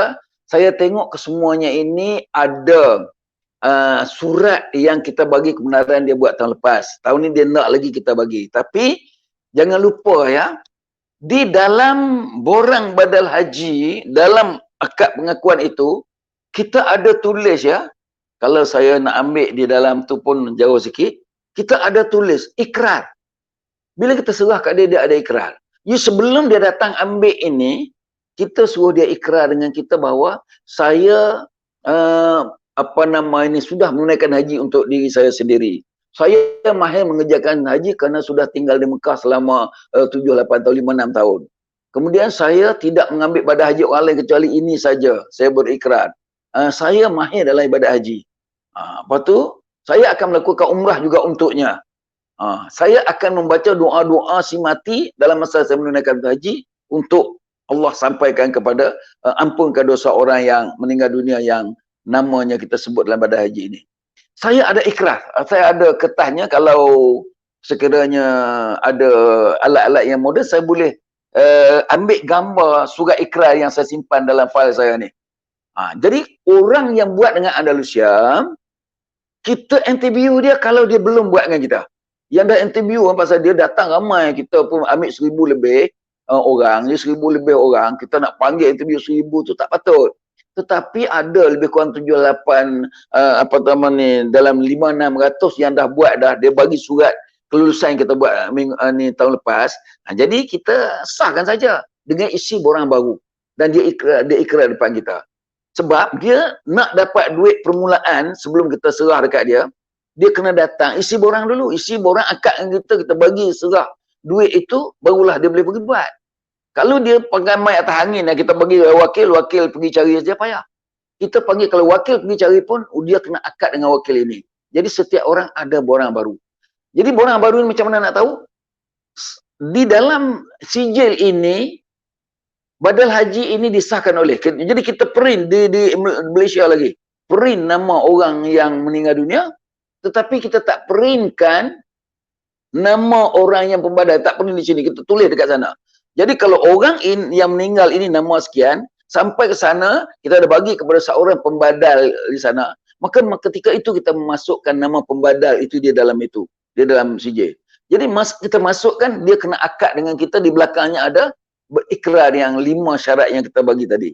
Jadi dengan itu, bila selesai buat haji dalam sepaling-paling kurangnya 18 Zulhijjah atau 20 Zulhijjah, saya collect balik, sebab saya belum balik lagi, saya collect balik, saya mengesahkan haji ini sudah dilakukan oleh pembadalnya. Sebab orang itu datang nak sahkan sijil itu, dia kena berdepan dengan kita. Kalau dia tak sah tu, kita dulu masa dia datang, kita bagi duit separuh je, kita tak bagi habis. Kalau dia tak datang, separuh lagi tak dapat. Dan kan dia dah ambil dah duit separuh dah. Dia nak duit tu, dia datang. Saya akan tanya, sudah buat umrah untuknya belum? Saya buat ini baru 18 hari bulan. Dia kata sudah 16 hari bulan saya dah buat dah. Sebab orang sana dia senang. Umrah daripada dia berlari macam ni je, dia senang. Dia kata sudah buat umrah, okey? Bila kita dah yakin, baru kita bagi duit lebihan. Dia nak duit lebihan tu. Sebab kita bagi separuh-separuh je. Jadi keyakinan yang dibuat oleh tabung haji terserlah. Tetapi kita mengetatkan lagi peraturan. Tahun lepas, bila saya tengok ada seorang dua terdiri pada pemandu. Seorang dua, kedua, tiga, 4 orang lah. Saya tengok dalam, sebab setiap sijil sampai kita ada iqamahnya. Ada letakkan iqamah dia. Iqamah tu lah, iqamah dia tulis orang ni kerja apa. Saya tengok budak ni kerja dia as-sa'iq, pemandu kenderaan. Saya tak sign borang itu. Saya tak sign.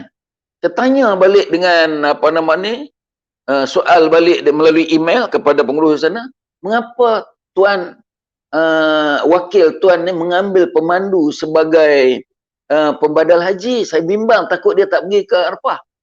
Maka dia jawab balik kepada saya, sebenarnya pemandu ini bukan pemandu bas. Dia ni pemandu orang kaya di sana, di mana orang kaya dalam tempoh seminggu musim haji, dia tak berjalan ke mana-mana dan diberi kebenaran kepada ni. Barulah saya sahkan. Dan saya bagi warning lagi kepada wakil sana, tolong lain kali jangan ambil pemandu kecuali pemandu persendirian. Kalau pemandu bas, sebab orang pemandu bas bila dia pergi ukur di Arafah? Saya cukup takut sebab saya berdosa dengan Allah.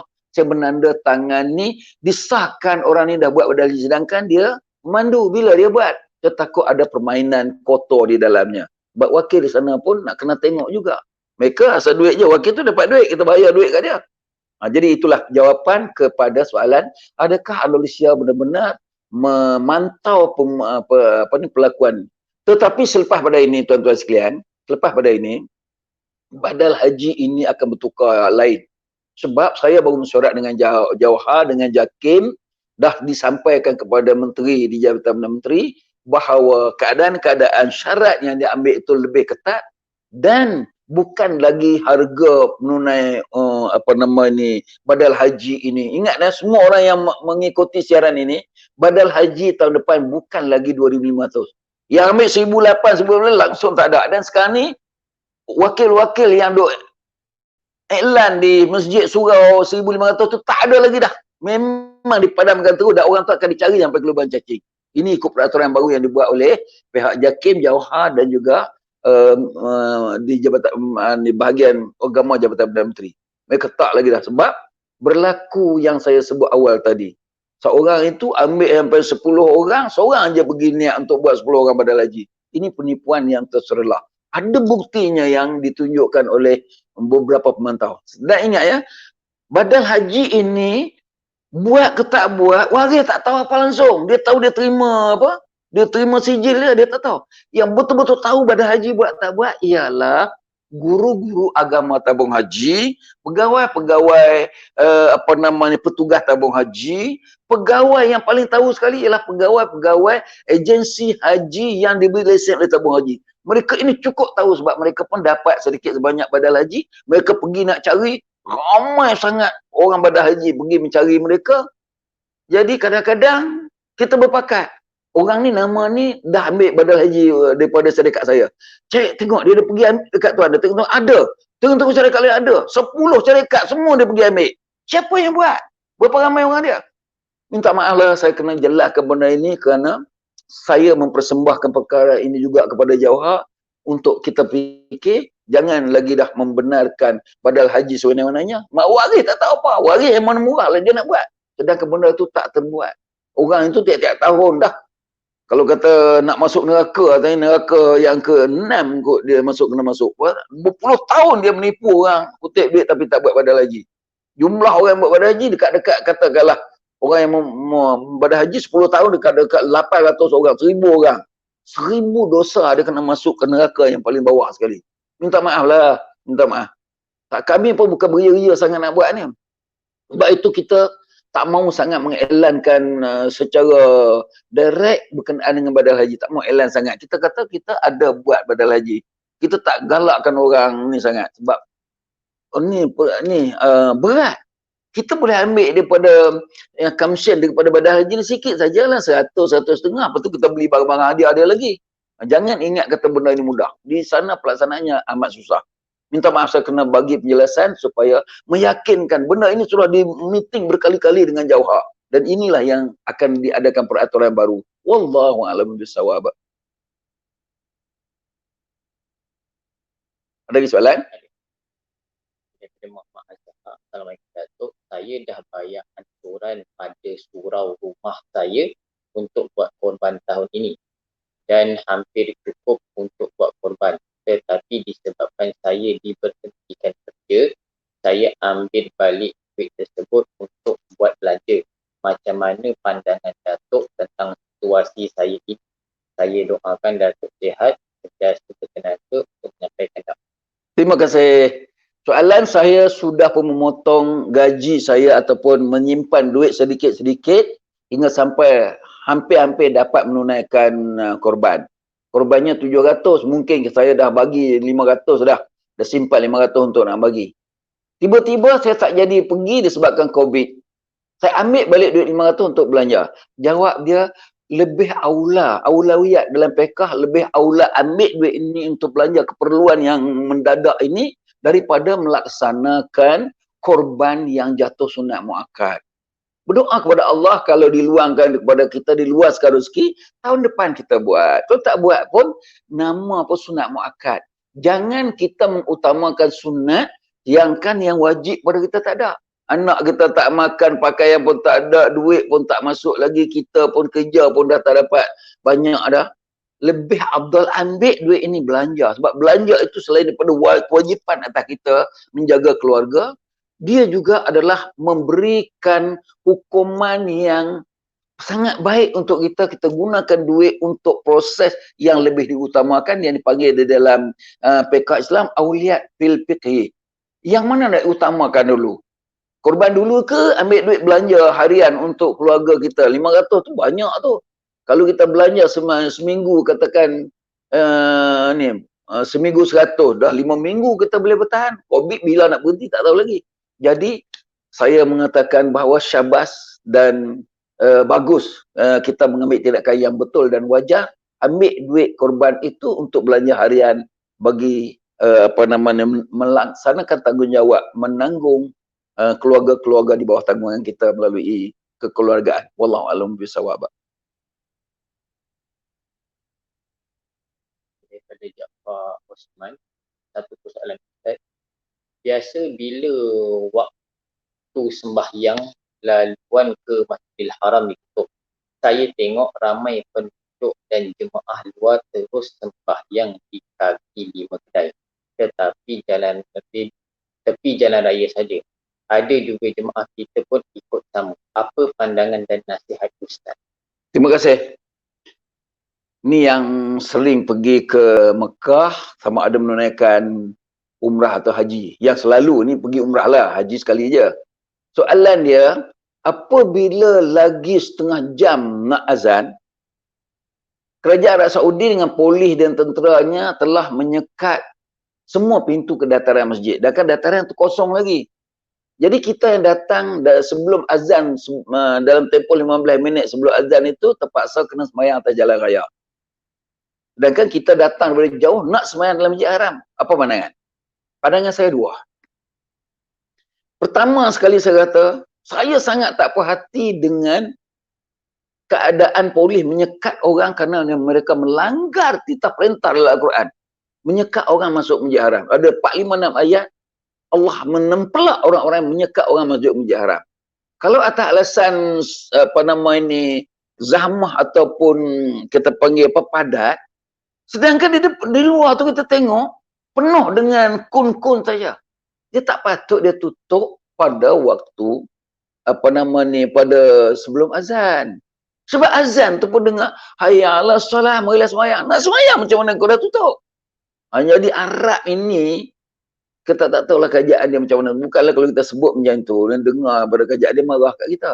Tapi apa sebab dia menutup Masjid Haram sedangkan tak penuh lagi? Kalau dah penuh tak apa. Kan? Itu soalan dia. Jadi saya pun menimbulkan rasa kecewaan. Yang kedua, apabila jemaah sembahyang di luar daripada dataran, dia ada 3-4 benda yang tak berapa sesuai. Pertama, tak ramai umat Islam ini yang mengetahui di mana kiblat yang sebenarnya. Jadi bila dia sembahyang tengah jalan, dia tengok mana jalan betul, dia menghadap ke arah betul. Sedangkan yang menghadap ke arah betul tu, di depan tu ada ada hotel. Kita menghadap ke hotel. Sebenarnya dia kena menghadap ke menara. Jadi dia tidak. Jadi bila saya turun, saya menjerit kepada jemaah kita, jangan sembahyang menghadap ke hotel Intercontinental kalau kita duduk di Hanim Firdaus. Menghadap ke sebelah kanan, iaitu ke Hotel Hilton lama ataupun Hotel Millennium. Di sebelah Hotel Millennium ataupun menghadap terus di antara Hotel Millennium dengan Zamzam Tower. Di situ kita akan direct dada kita ke arah kiblat. Kalau kita menghadap terus ke depan saja, ke Hotel Anjum, menghadap Hotel Anjum, Anjum sana, Kaabah di sini, memang tak tepat. Pertama. Kedua, tempat burung berak. Tempat lapan yang dia orang semayang tepi jalan raya tu, ramai orang memberi makanan burung. Bila bagi makanan burung, burung tu makan dan berak kat situ. Kemudian dekat nak semayang barulah dihalang orang jangan bagi makan burung. Ramai orang pergi hampa tika semayang di atas tu. Jadi di bawah tu taik burung masih basah lagi, kita letak je dah kita semayang. Kalau sekiranya najis itu kering dan jadi debu, tak apa, dimaafkan. Tapi kalau sekiranya masih basah lagi taik burung itu, letak je dah kita semayang di atas taik burung, tak sah semayang di atas najis. Tapi berapa ramai yang tahu? Berapa ramai yang buat kajian? Saya sebagai orang yang selalu memerhati benda macam ini, tak sejajar dengan pemikiran dan ilmu yang Tuhan bagi saya rasa ini tak kena. Jadi sebab ni satu je, sebab mengapa tutup masjid awal-awal. Orang datang dari jauh 0,5 kilometer, 1 kilometer berjalan, sampai situ dah azan. Dah tak boleh masuk sembahyang di luar. Jadi macam mana umat Islam nak capai kemajuan yang nyata, pengendali di sana pun tak mengikut syariat Islam yang betul. Jadi kita yang datang dengan sekali-sekala ke Mekah Mukarramah, tolonglah bersedia awal masuk masjid. Memang sangat berpuas hati, tapi sejam sebelum azan baru boleh masuk. Kalau kata setengah jam, memang dah tutup. Setengah jam lagi dia tutup lah.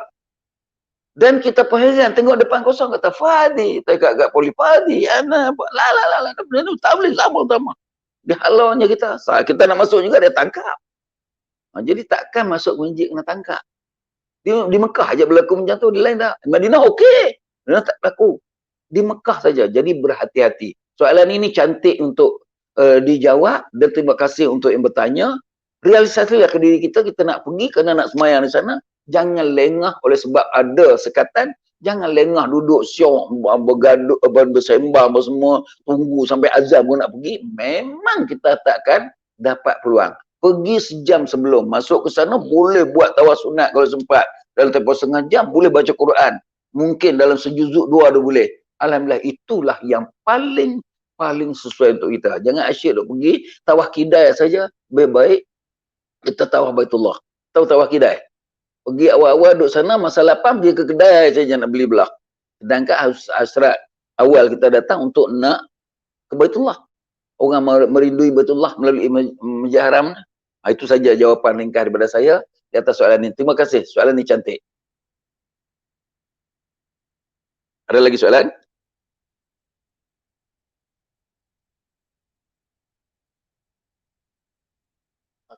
Daripada Nani Ani.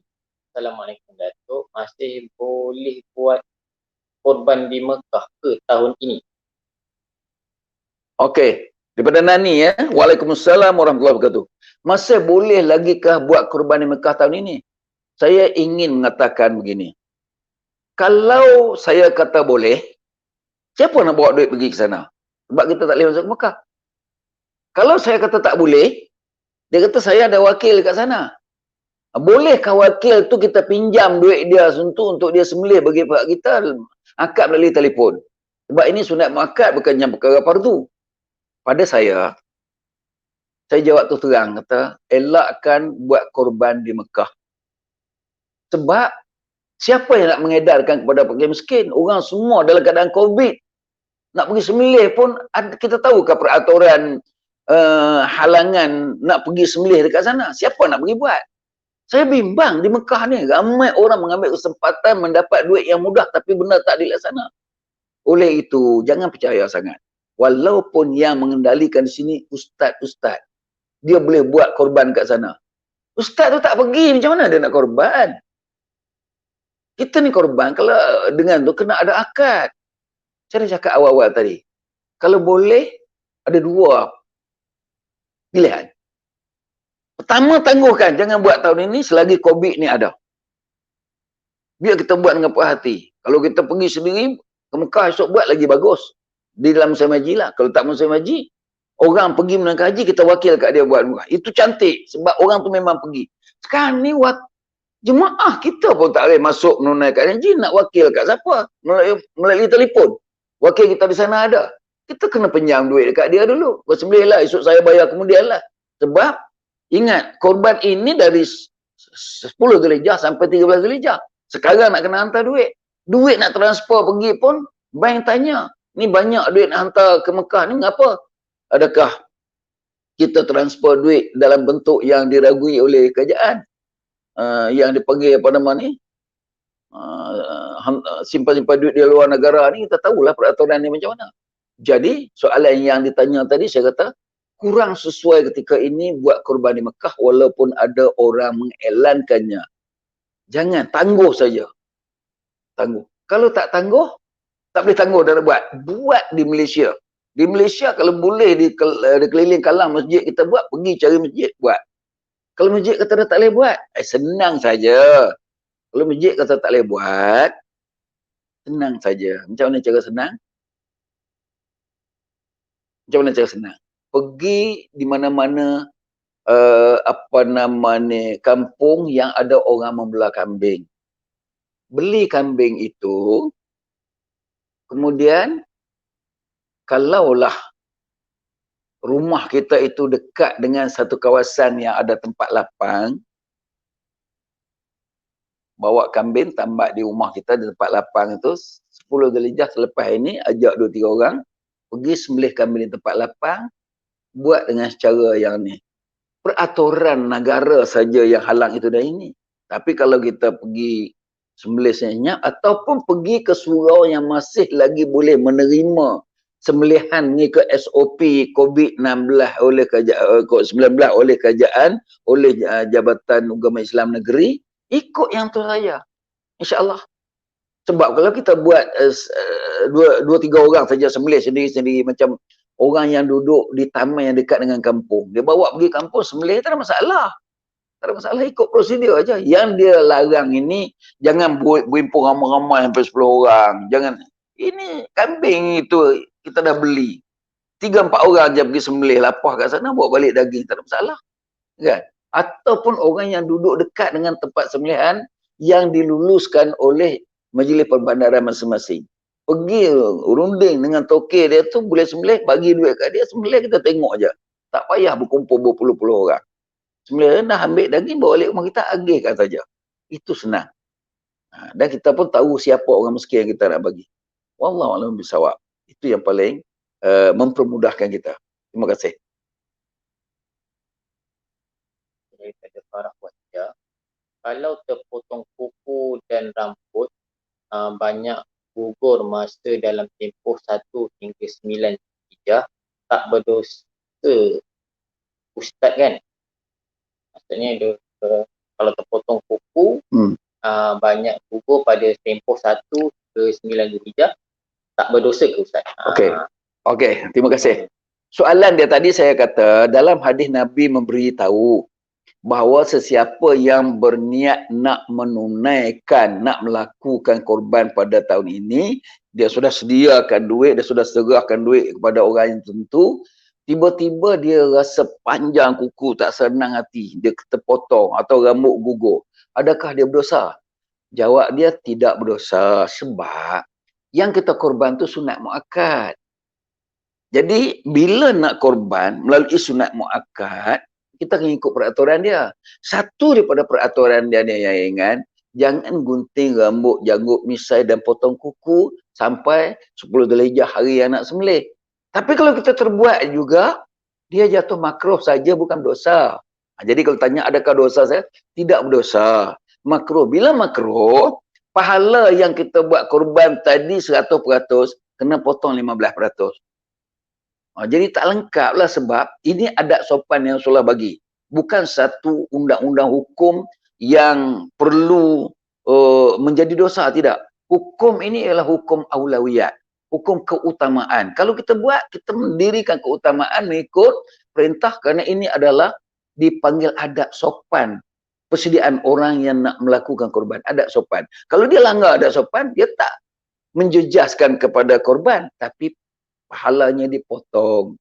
Sebab adat sopan kalau kita tak ikut cara atau sopan dia, kuranglah pahala, itu saja. Jadi tidak berdosa, cuma jatuh makruh sahaja.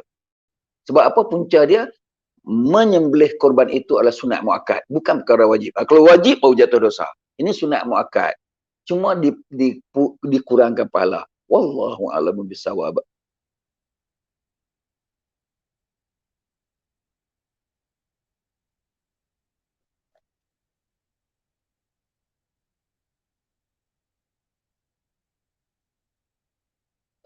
Tak ada dah.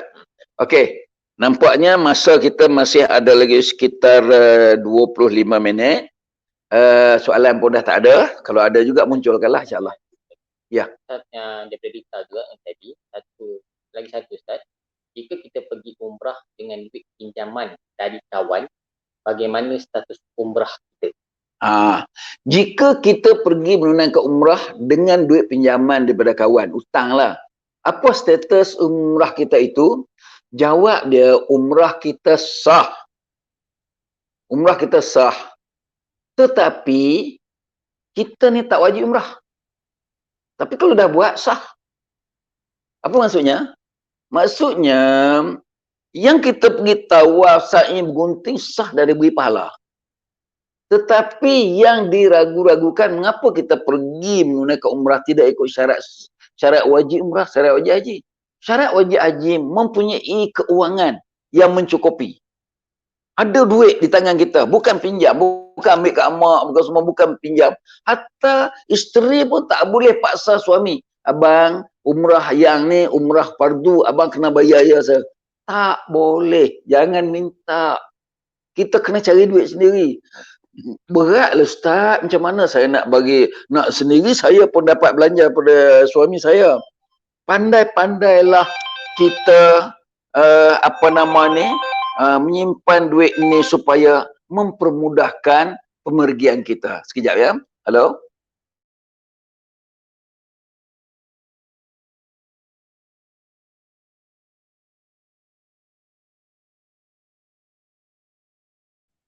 Okey.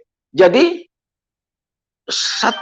satu daripada syarat menunaikan wajib haji ini ada bekalan ataupun ada perbelanjaan yang halal dalam tangan kita. Dah ada dah.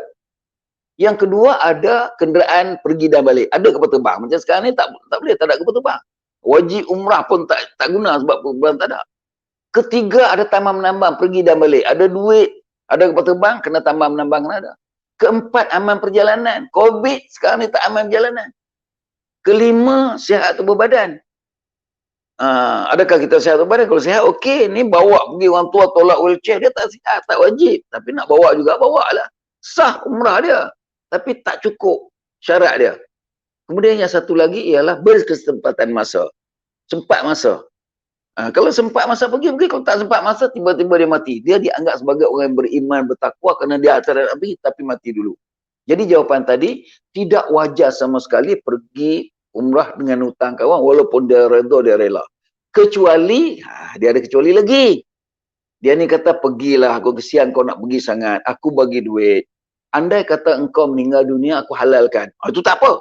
Kalau sekiranya engkau tak meninggal, balik esok kau bayar je lah. Balik kita kena bayar. Sebab, jangan lupa ya, saya bagi satu hadis, Nabi kata, Al-mayyitu mu'allakum fi qabrihi bidainihi. Pahala sesuatu orang yang baru meninggal dunia, pahala amalan yang dia buat selama ini, tergantung di antara langit dengan bumi. Dia tak naik bersama dengan roh ke hadrat Allah. Pahala naik separuh ke langit dan bumi, dia berhenti. Roh saja naik. Bila roh nak naik, tak tunjukkan kepada Allah, tak pamer kepada Allah pahala yang kita buat selama ini. Mengapa? Nabi kata bina ini kerana dia hutang tak bayar. Waktu dia mati, hutang tak bayar. Jadi kalau mati, hutang tak bayar, memang pahala amalan kita tersangkut di antara langit bumi mengikut daripada hadis ini. Jadi terima kasih kepada soalan yang ditanya. Bolehkah pergi menunaikan umrah dengan pinjaman wang kawan, hutang duit kawan?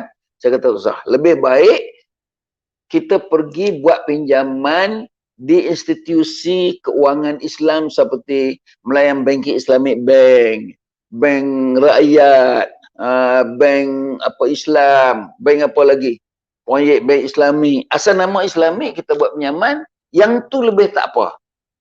Apa beza Ustaz pinjam dengan kawan yang punya bank? Lain. Kita pinjam di bank ini kerana kita ada jaminan untuk bayar balik.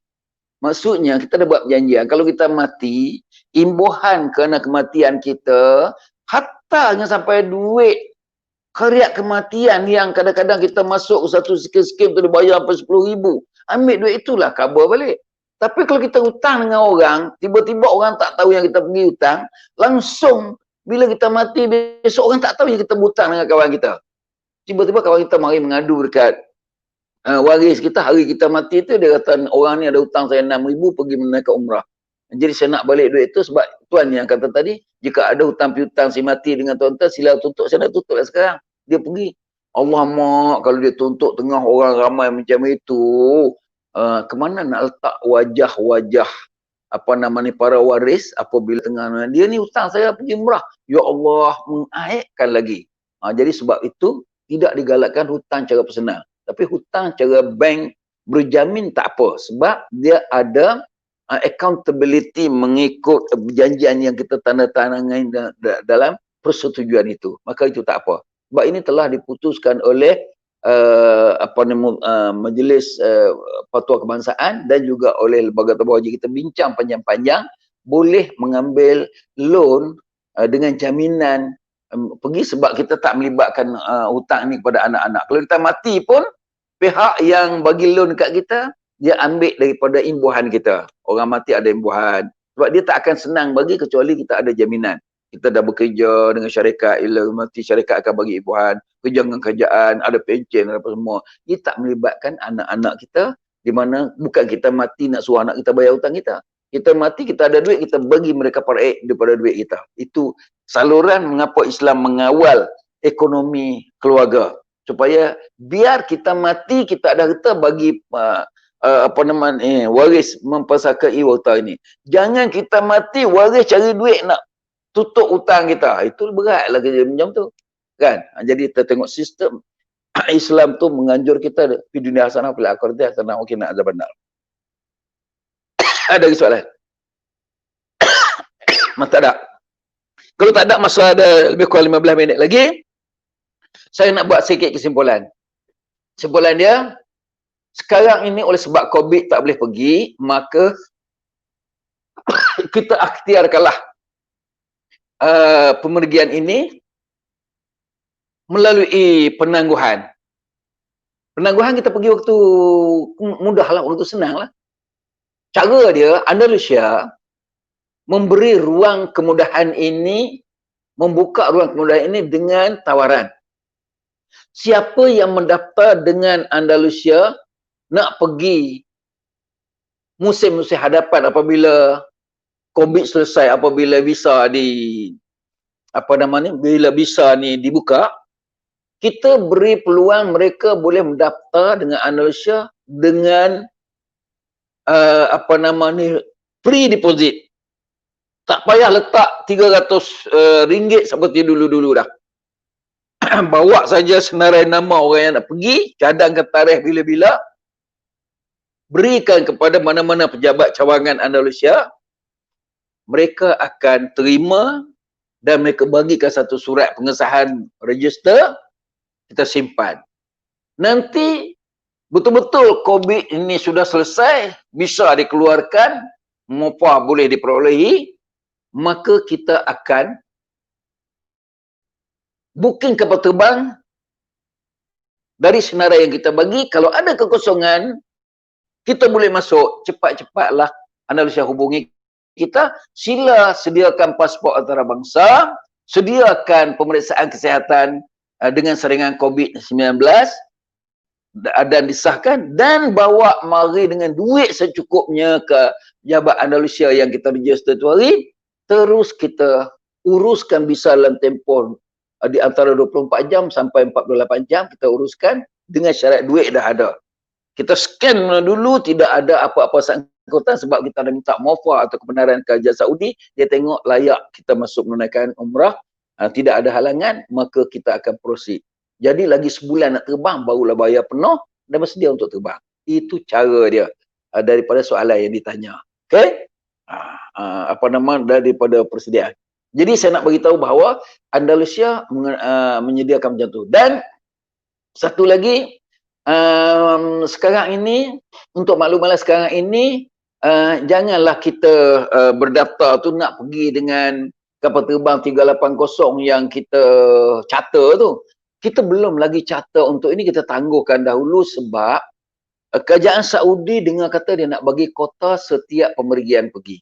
Kota tu artinya ke Andalusia. Bolehkah dia pergi macam dulu 484 orang sekali terbang? Kalau dia kata tak boleh, kami nak bagi Andalusia dalam tempoh seminggu ini kita boleh bagi satu hari hanya dalam 60 orang saja. Maka 60 orang lah. Jadi esok 60 orang. Jadi dalam seminggu mungkin 400-500 orang saja boleh pergi. Tidak macam dulu, satu minggu 1000 orang lebih kita boleh buat pergi. Itu satu. Jadi jangan register minta nak pergi dengan kapal terbang charter. Kapal terbang charter MH380. Kita sekarang ni hanya ambil kapal terbang yang biasa-biasa saja yang boleh muat satu kumpulan hampir 40-50 orang saja jika dibenarkan. Itu perkara kedua. Perkara yang ketiga, sebelum pergi ni daripada sekarang, kalau boleh kita buat program perancangan dan ikutilah kursus setiap Sabtu yang kami buat ini supaya dekat nak pergi besok, kalau dengan cara yang terkejut kita sudah mempunyai apa yang kita panggil sudah mempunyai persediaan. Dan jangan lupa juga bahawa kalau betul-betul nak pergi juga, belilah buku-buku macam ini untuk ni. Sebab kita tak boleh nak panggil datang ke pejabat kita bagi kursus macam biasa sampai 3 jam, 4 jam satu hari. Kita hanya ada 2 jam untuk ceramah melalui video ni saja. Ceramah melalui video ni tak boleh saya nak tulis, tak boleh saya nak tunjuk hukum-hukum yang mendalam. Kita beli buku ini untuk study dulu perjalanan ibadat umrah kita. Jadi saya ada buat buku lah. Boleh kita beli di kedai Ben Daud. Kedai Ben Daud ni ada 3. Hantar surat pun boleh ya. Kita boleh post. Kedai Ben Daud ni ialah nombor 31, Jalan 1 Surut 76, Desa Pandan, Kuala Lumpur, dan boleh hantar email atau hantar email. Email kita ialah bendaud2u, bendaud2u@gmail.com. Itu saja. Saya ulang balik ya. Bendaud bendaud A 2u bendaud 2u A bulat gmail.com, insya-Allah. Dan kalau nak telefon boleh juga.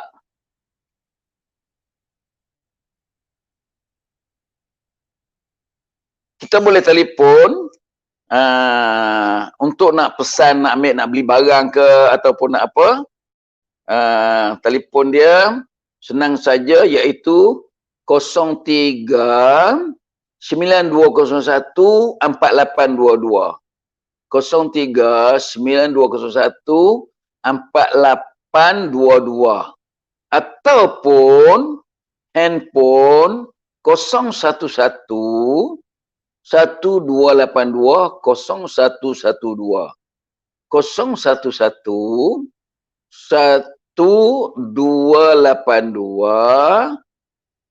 0112. InsyaAllah nak beli barang ke, nak beli apa ke, sebab kita menyediakan peralatan-peralatan umrah seperti kain ihram, baju, telekung, ubat-ubatan, semua segala keperluan kita sediakan dengan harga yang sangat berpatutan. Dan sekarang ni orang duk gelut nak beli sejadah Kaabah. Kita ada jual sejadah Kaabah dengan harga yang sangat berpatutan. Kita akan ada jual. Jadi kalau nak, hubungilah dengan Ben Daud Sdn Bhd di alamat yang saya berikan tadi. Kalau Ben Daud di Desa Pandan, dia nombor 3 Jalan bukan Desa Pandan maksud saya, Wangsa Malawati. Satu lagi di Wangsa Malawati, Ben Daud Sdn Bhd, nombor 3 Jalan Wangsa Malawati 4, Jalan Wangsa Malawati 4, Taman Wangsa Malawati di Ulu Kelang ya, Ulu Kelang.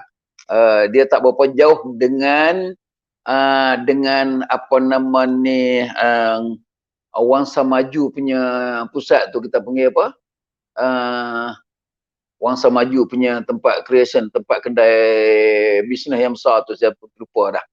Dekat dengan tu tak berapa jauh. Ya. Cari Taman Wangsa Malawati 4. Dan satu lagi, kita ada di South Wales City. South Wales City ini ada kondominium yang terbaru jalan di antara Kuala Lumpur ke Seremban, dekat dengan Nilai tu, sebelah kanan jalan dia tengok ada situ tol South Wales City. Di situ ada satu syarikat perumahan yang besar, bandar baru South Wales. Di Di sana saya ada sebuah kedai Ben Daud juga ya, insyaAllah. Pergi di blok B tingkat bawah. Blok B tingkat bawah, nombor 5, di sana kita jumpalah dengan Ben Daud Sdn Bhd. Kalau siapa yang datang daripada arah Bangi ataupun Seremban ataupun kawasan-kawasan di persekitaran dengannya. Itu iklan sikit lah pasal nak memberi kemudahan. Ada segala-gala persediaan dan peralatan untuk kita pergi. Dan akhir sekali, apabila kita bercita-cita untuk pergi menunaikan haji dan umrah, dalam bab haji ini, selepas saja musim haji ini, cepat-cepat kena buat surat rayuan ke tabung haji.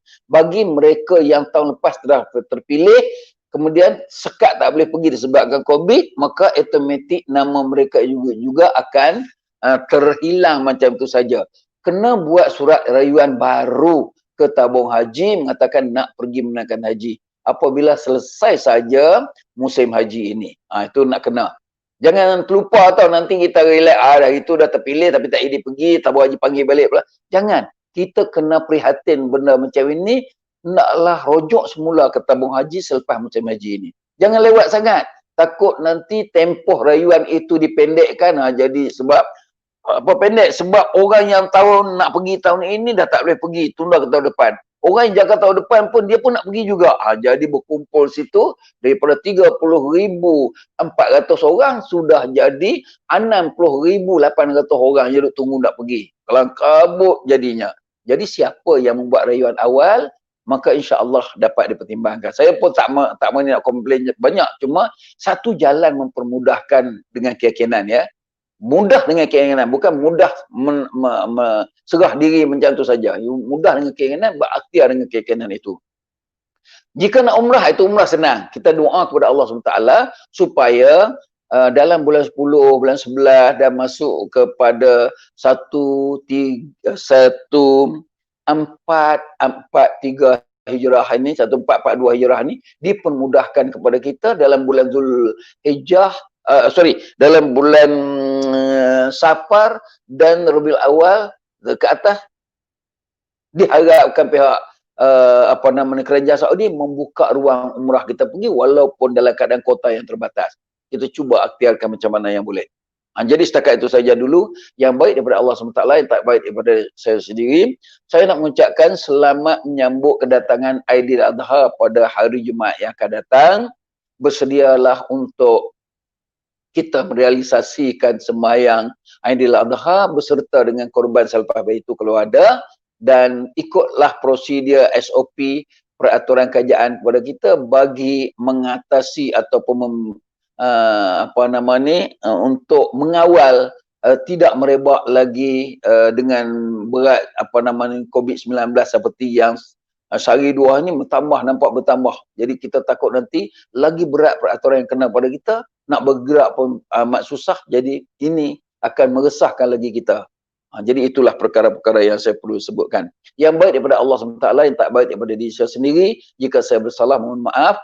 Dan jika saya bercakap dengan kerana tegas adalah berdasar kepada kejujuran supaya umat Islam jangan terkilan dengan mereka, apa yang mereka tempuh sedangkan bukan mereka tahu sangat perkara yang mereka nak lakukan. Dengan kata-kata itu didoakan Allahumma ja'al jam'ana hadza jam'an marhuma wa tafarraqna min ba'di tafarruqan ma'suma. Allahumma zidna ilma warzuqna fahma wa adkhilna jannatal abrar ya aziz ya ghaffar ya rabbal alamin. Wa sallallahu ala sayyidina Muhammadin wa ala alihi wasma'in. Subhana rabbika rabbil izzati amma yasifun wa salamun alal mursalin walhamdulillahi amin. Alhamdulillah. Terima kasih banyak.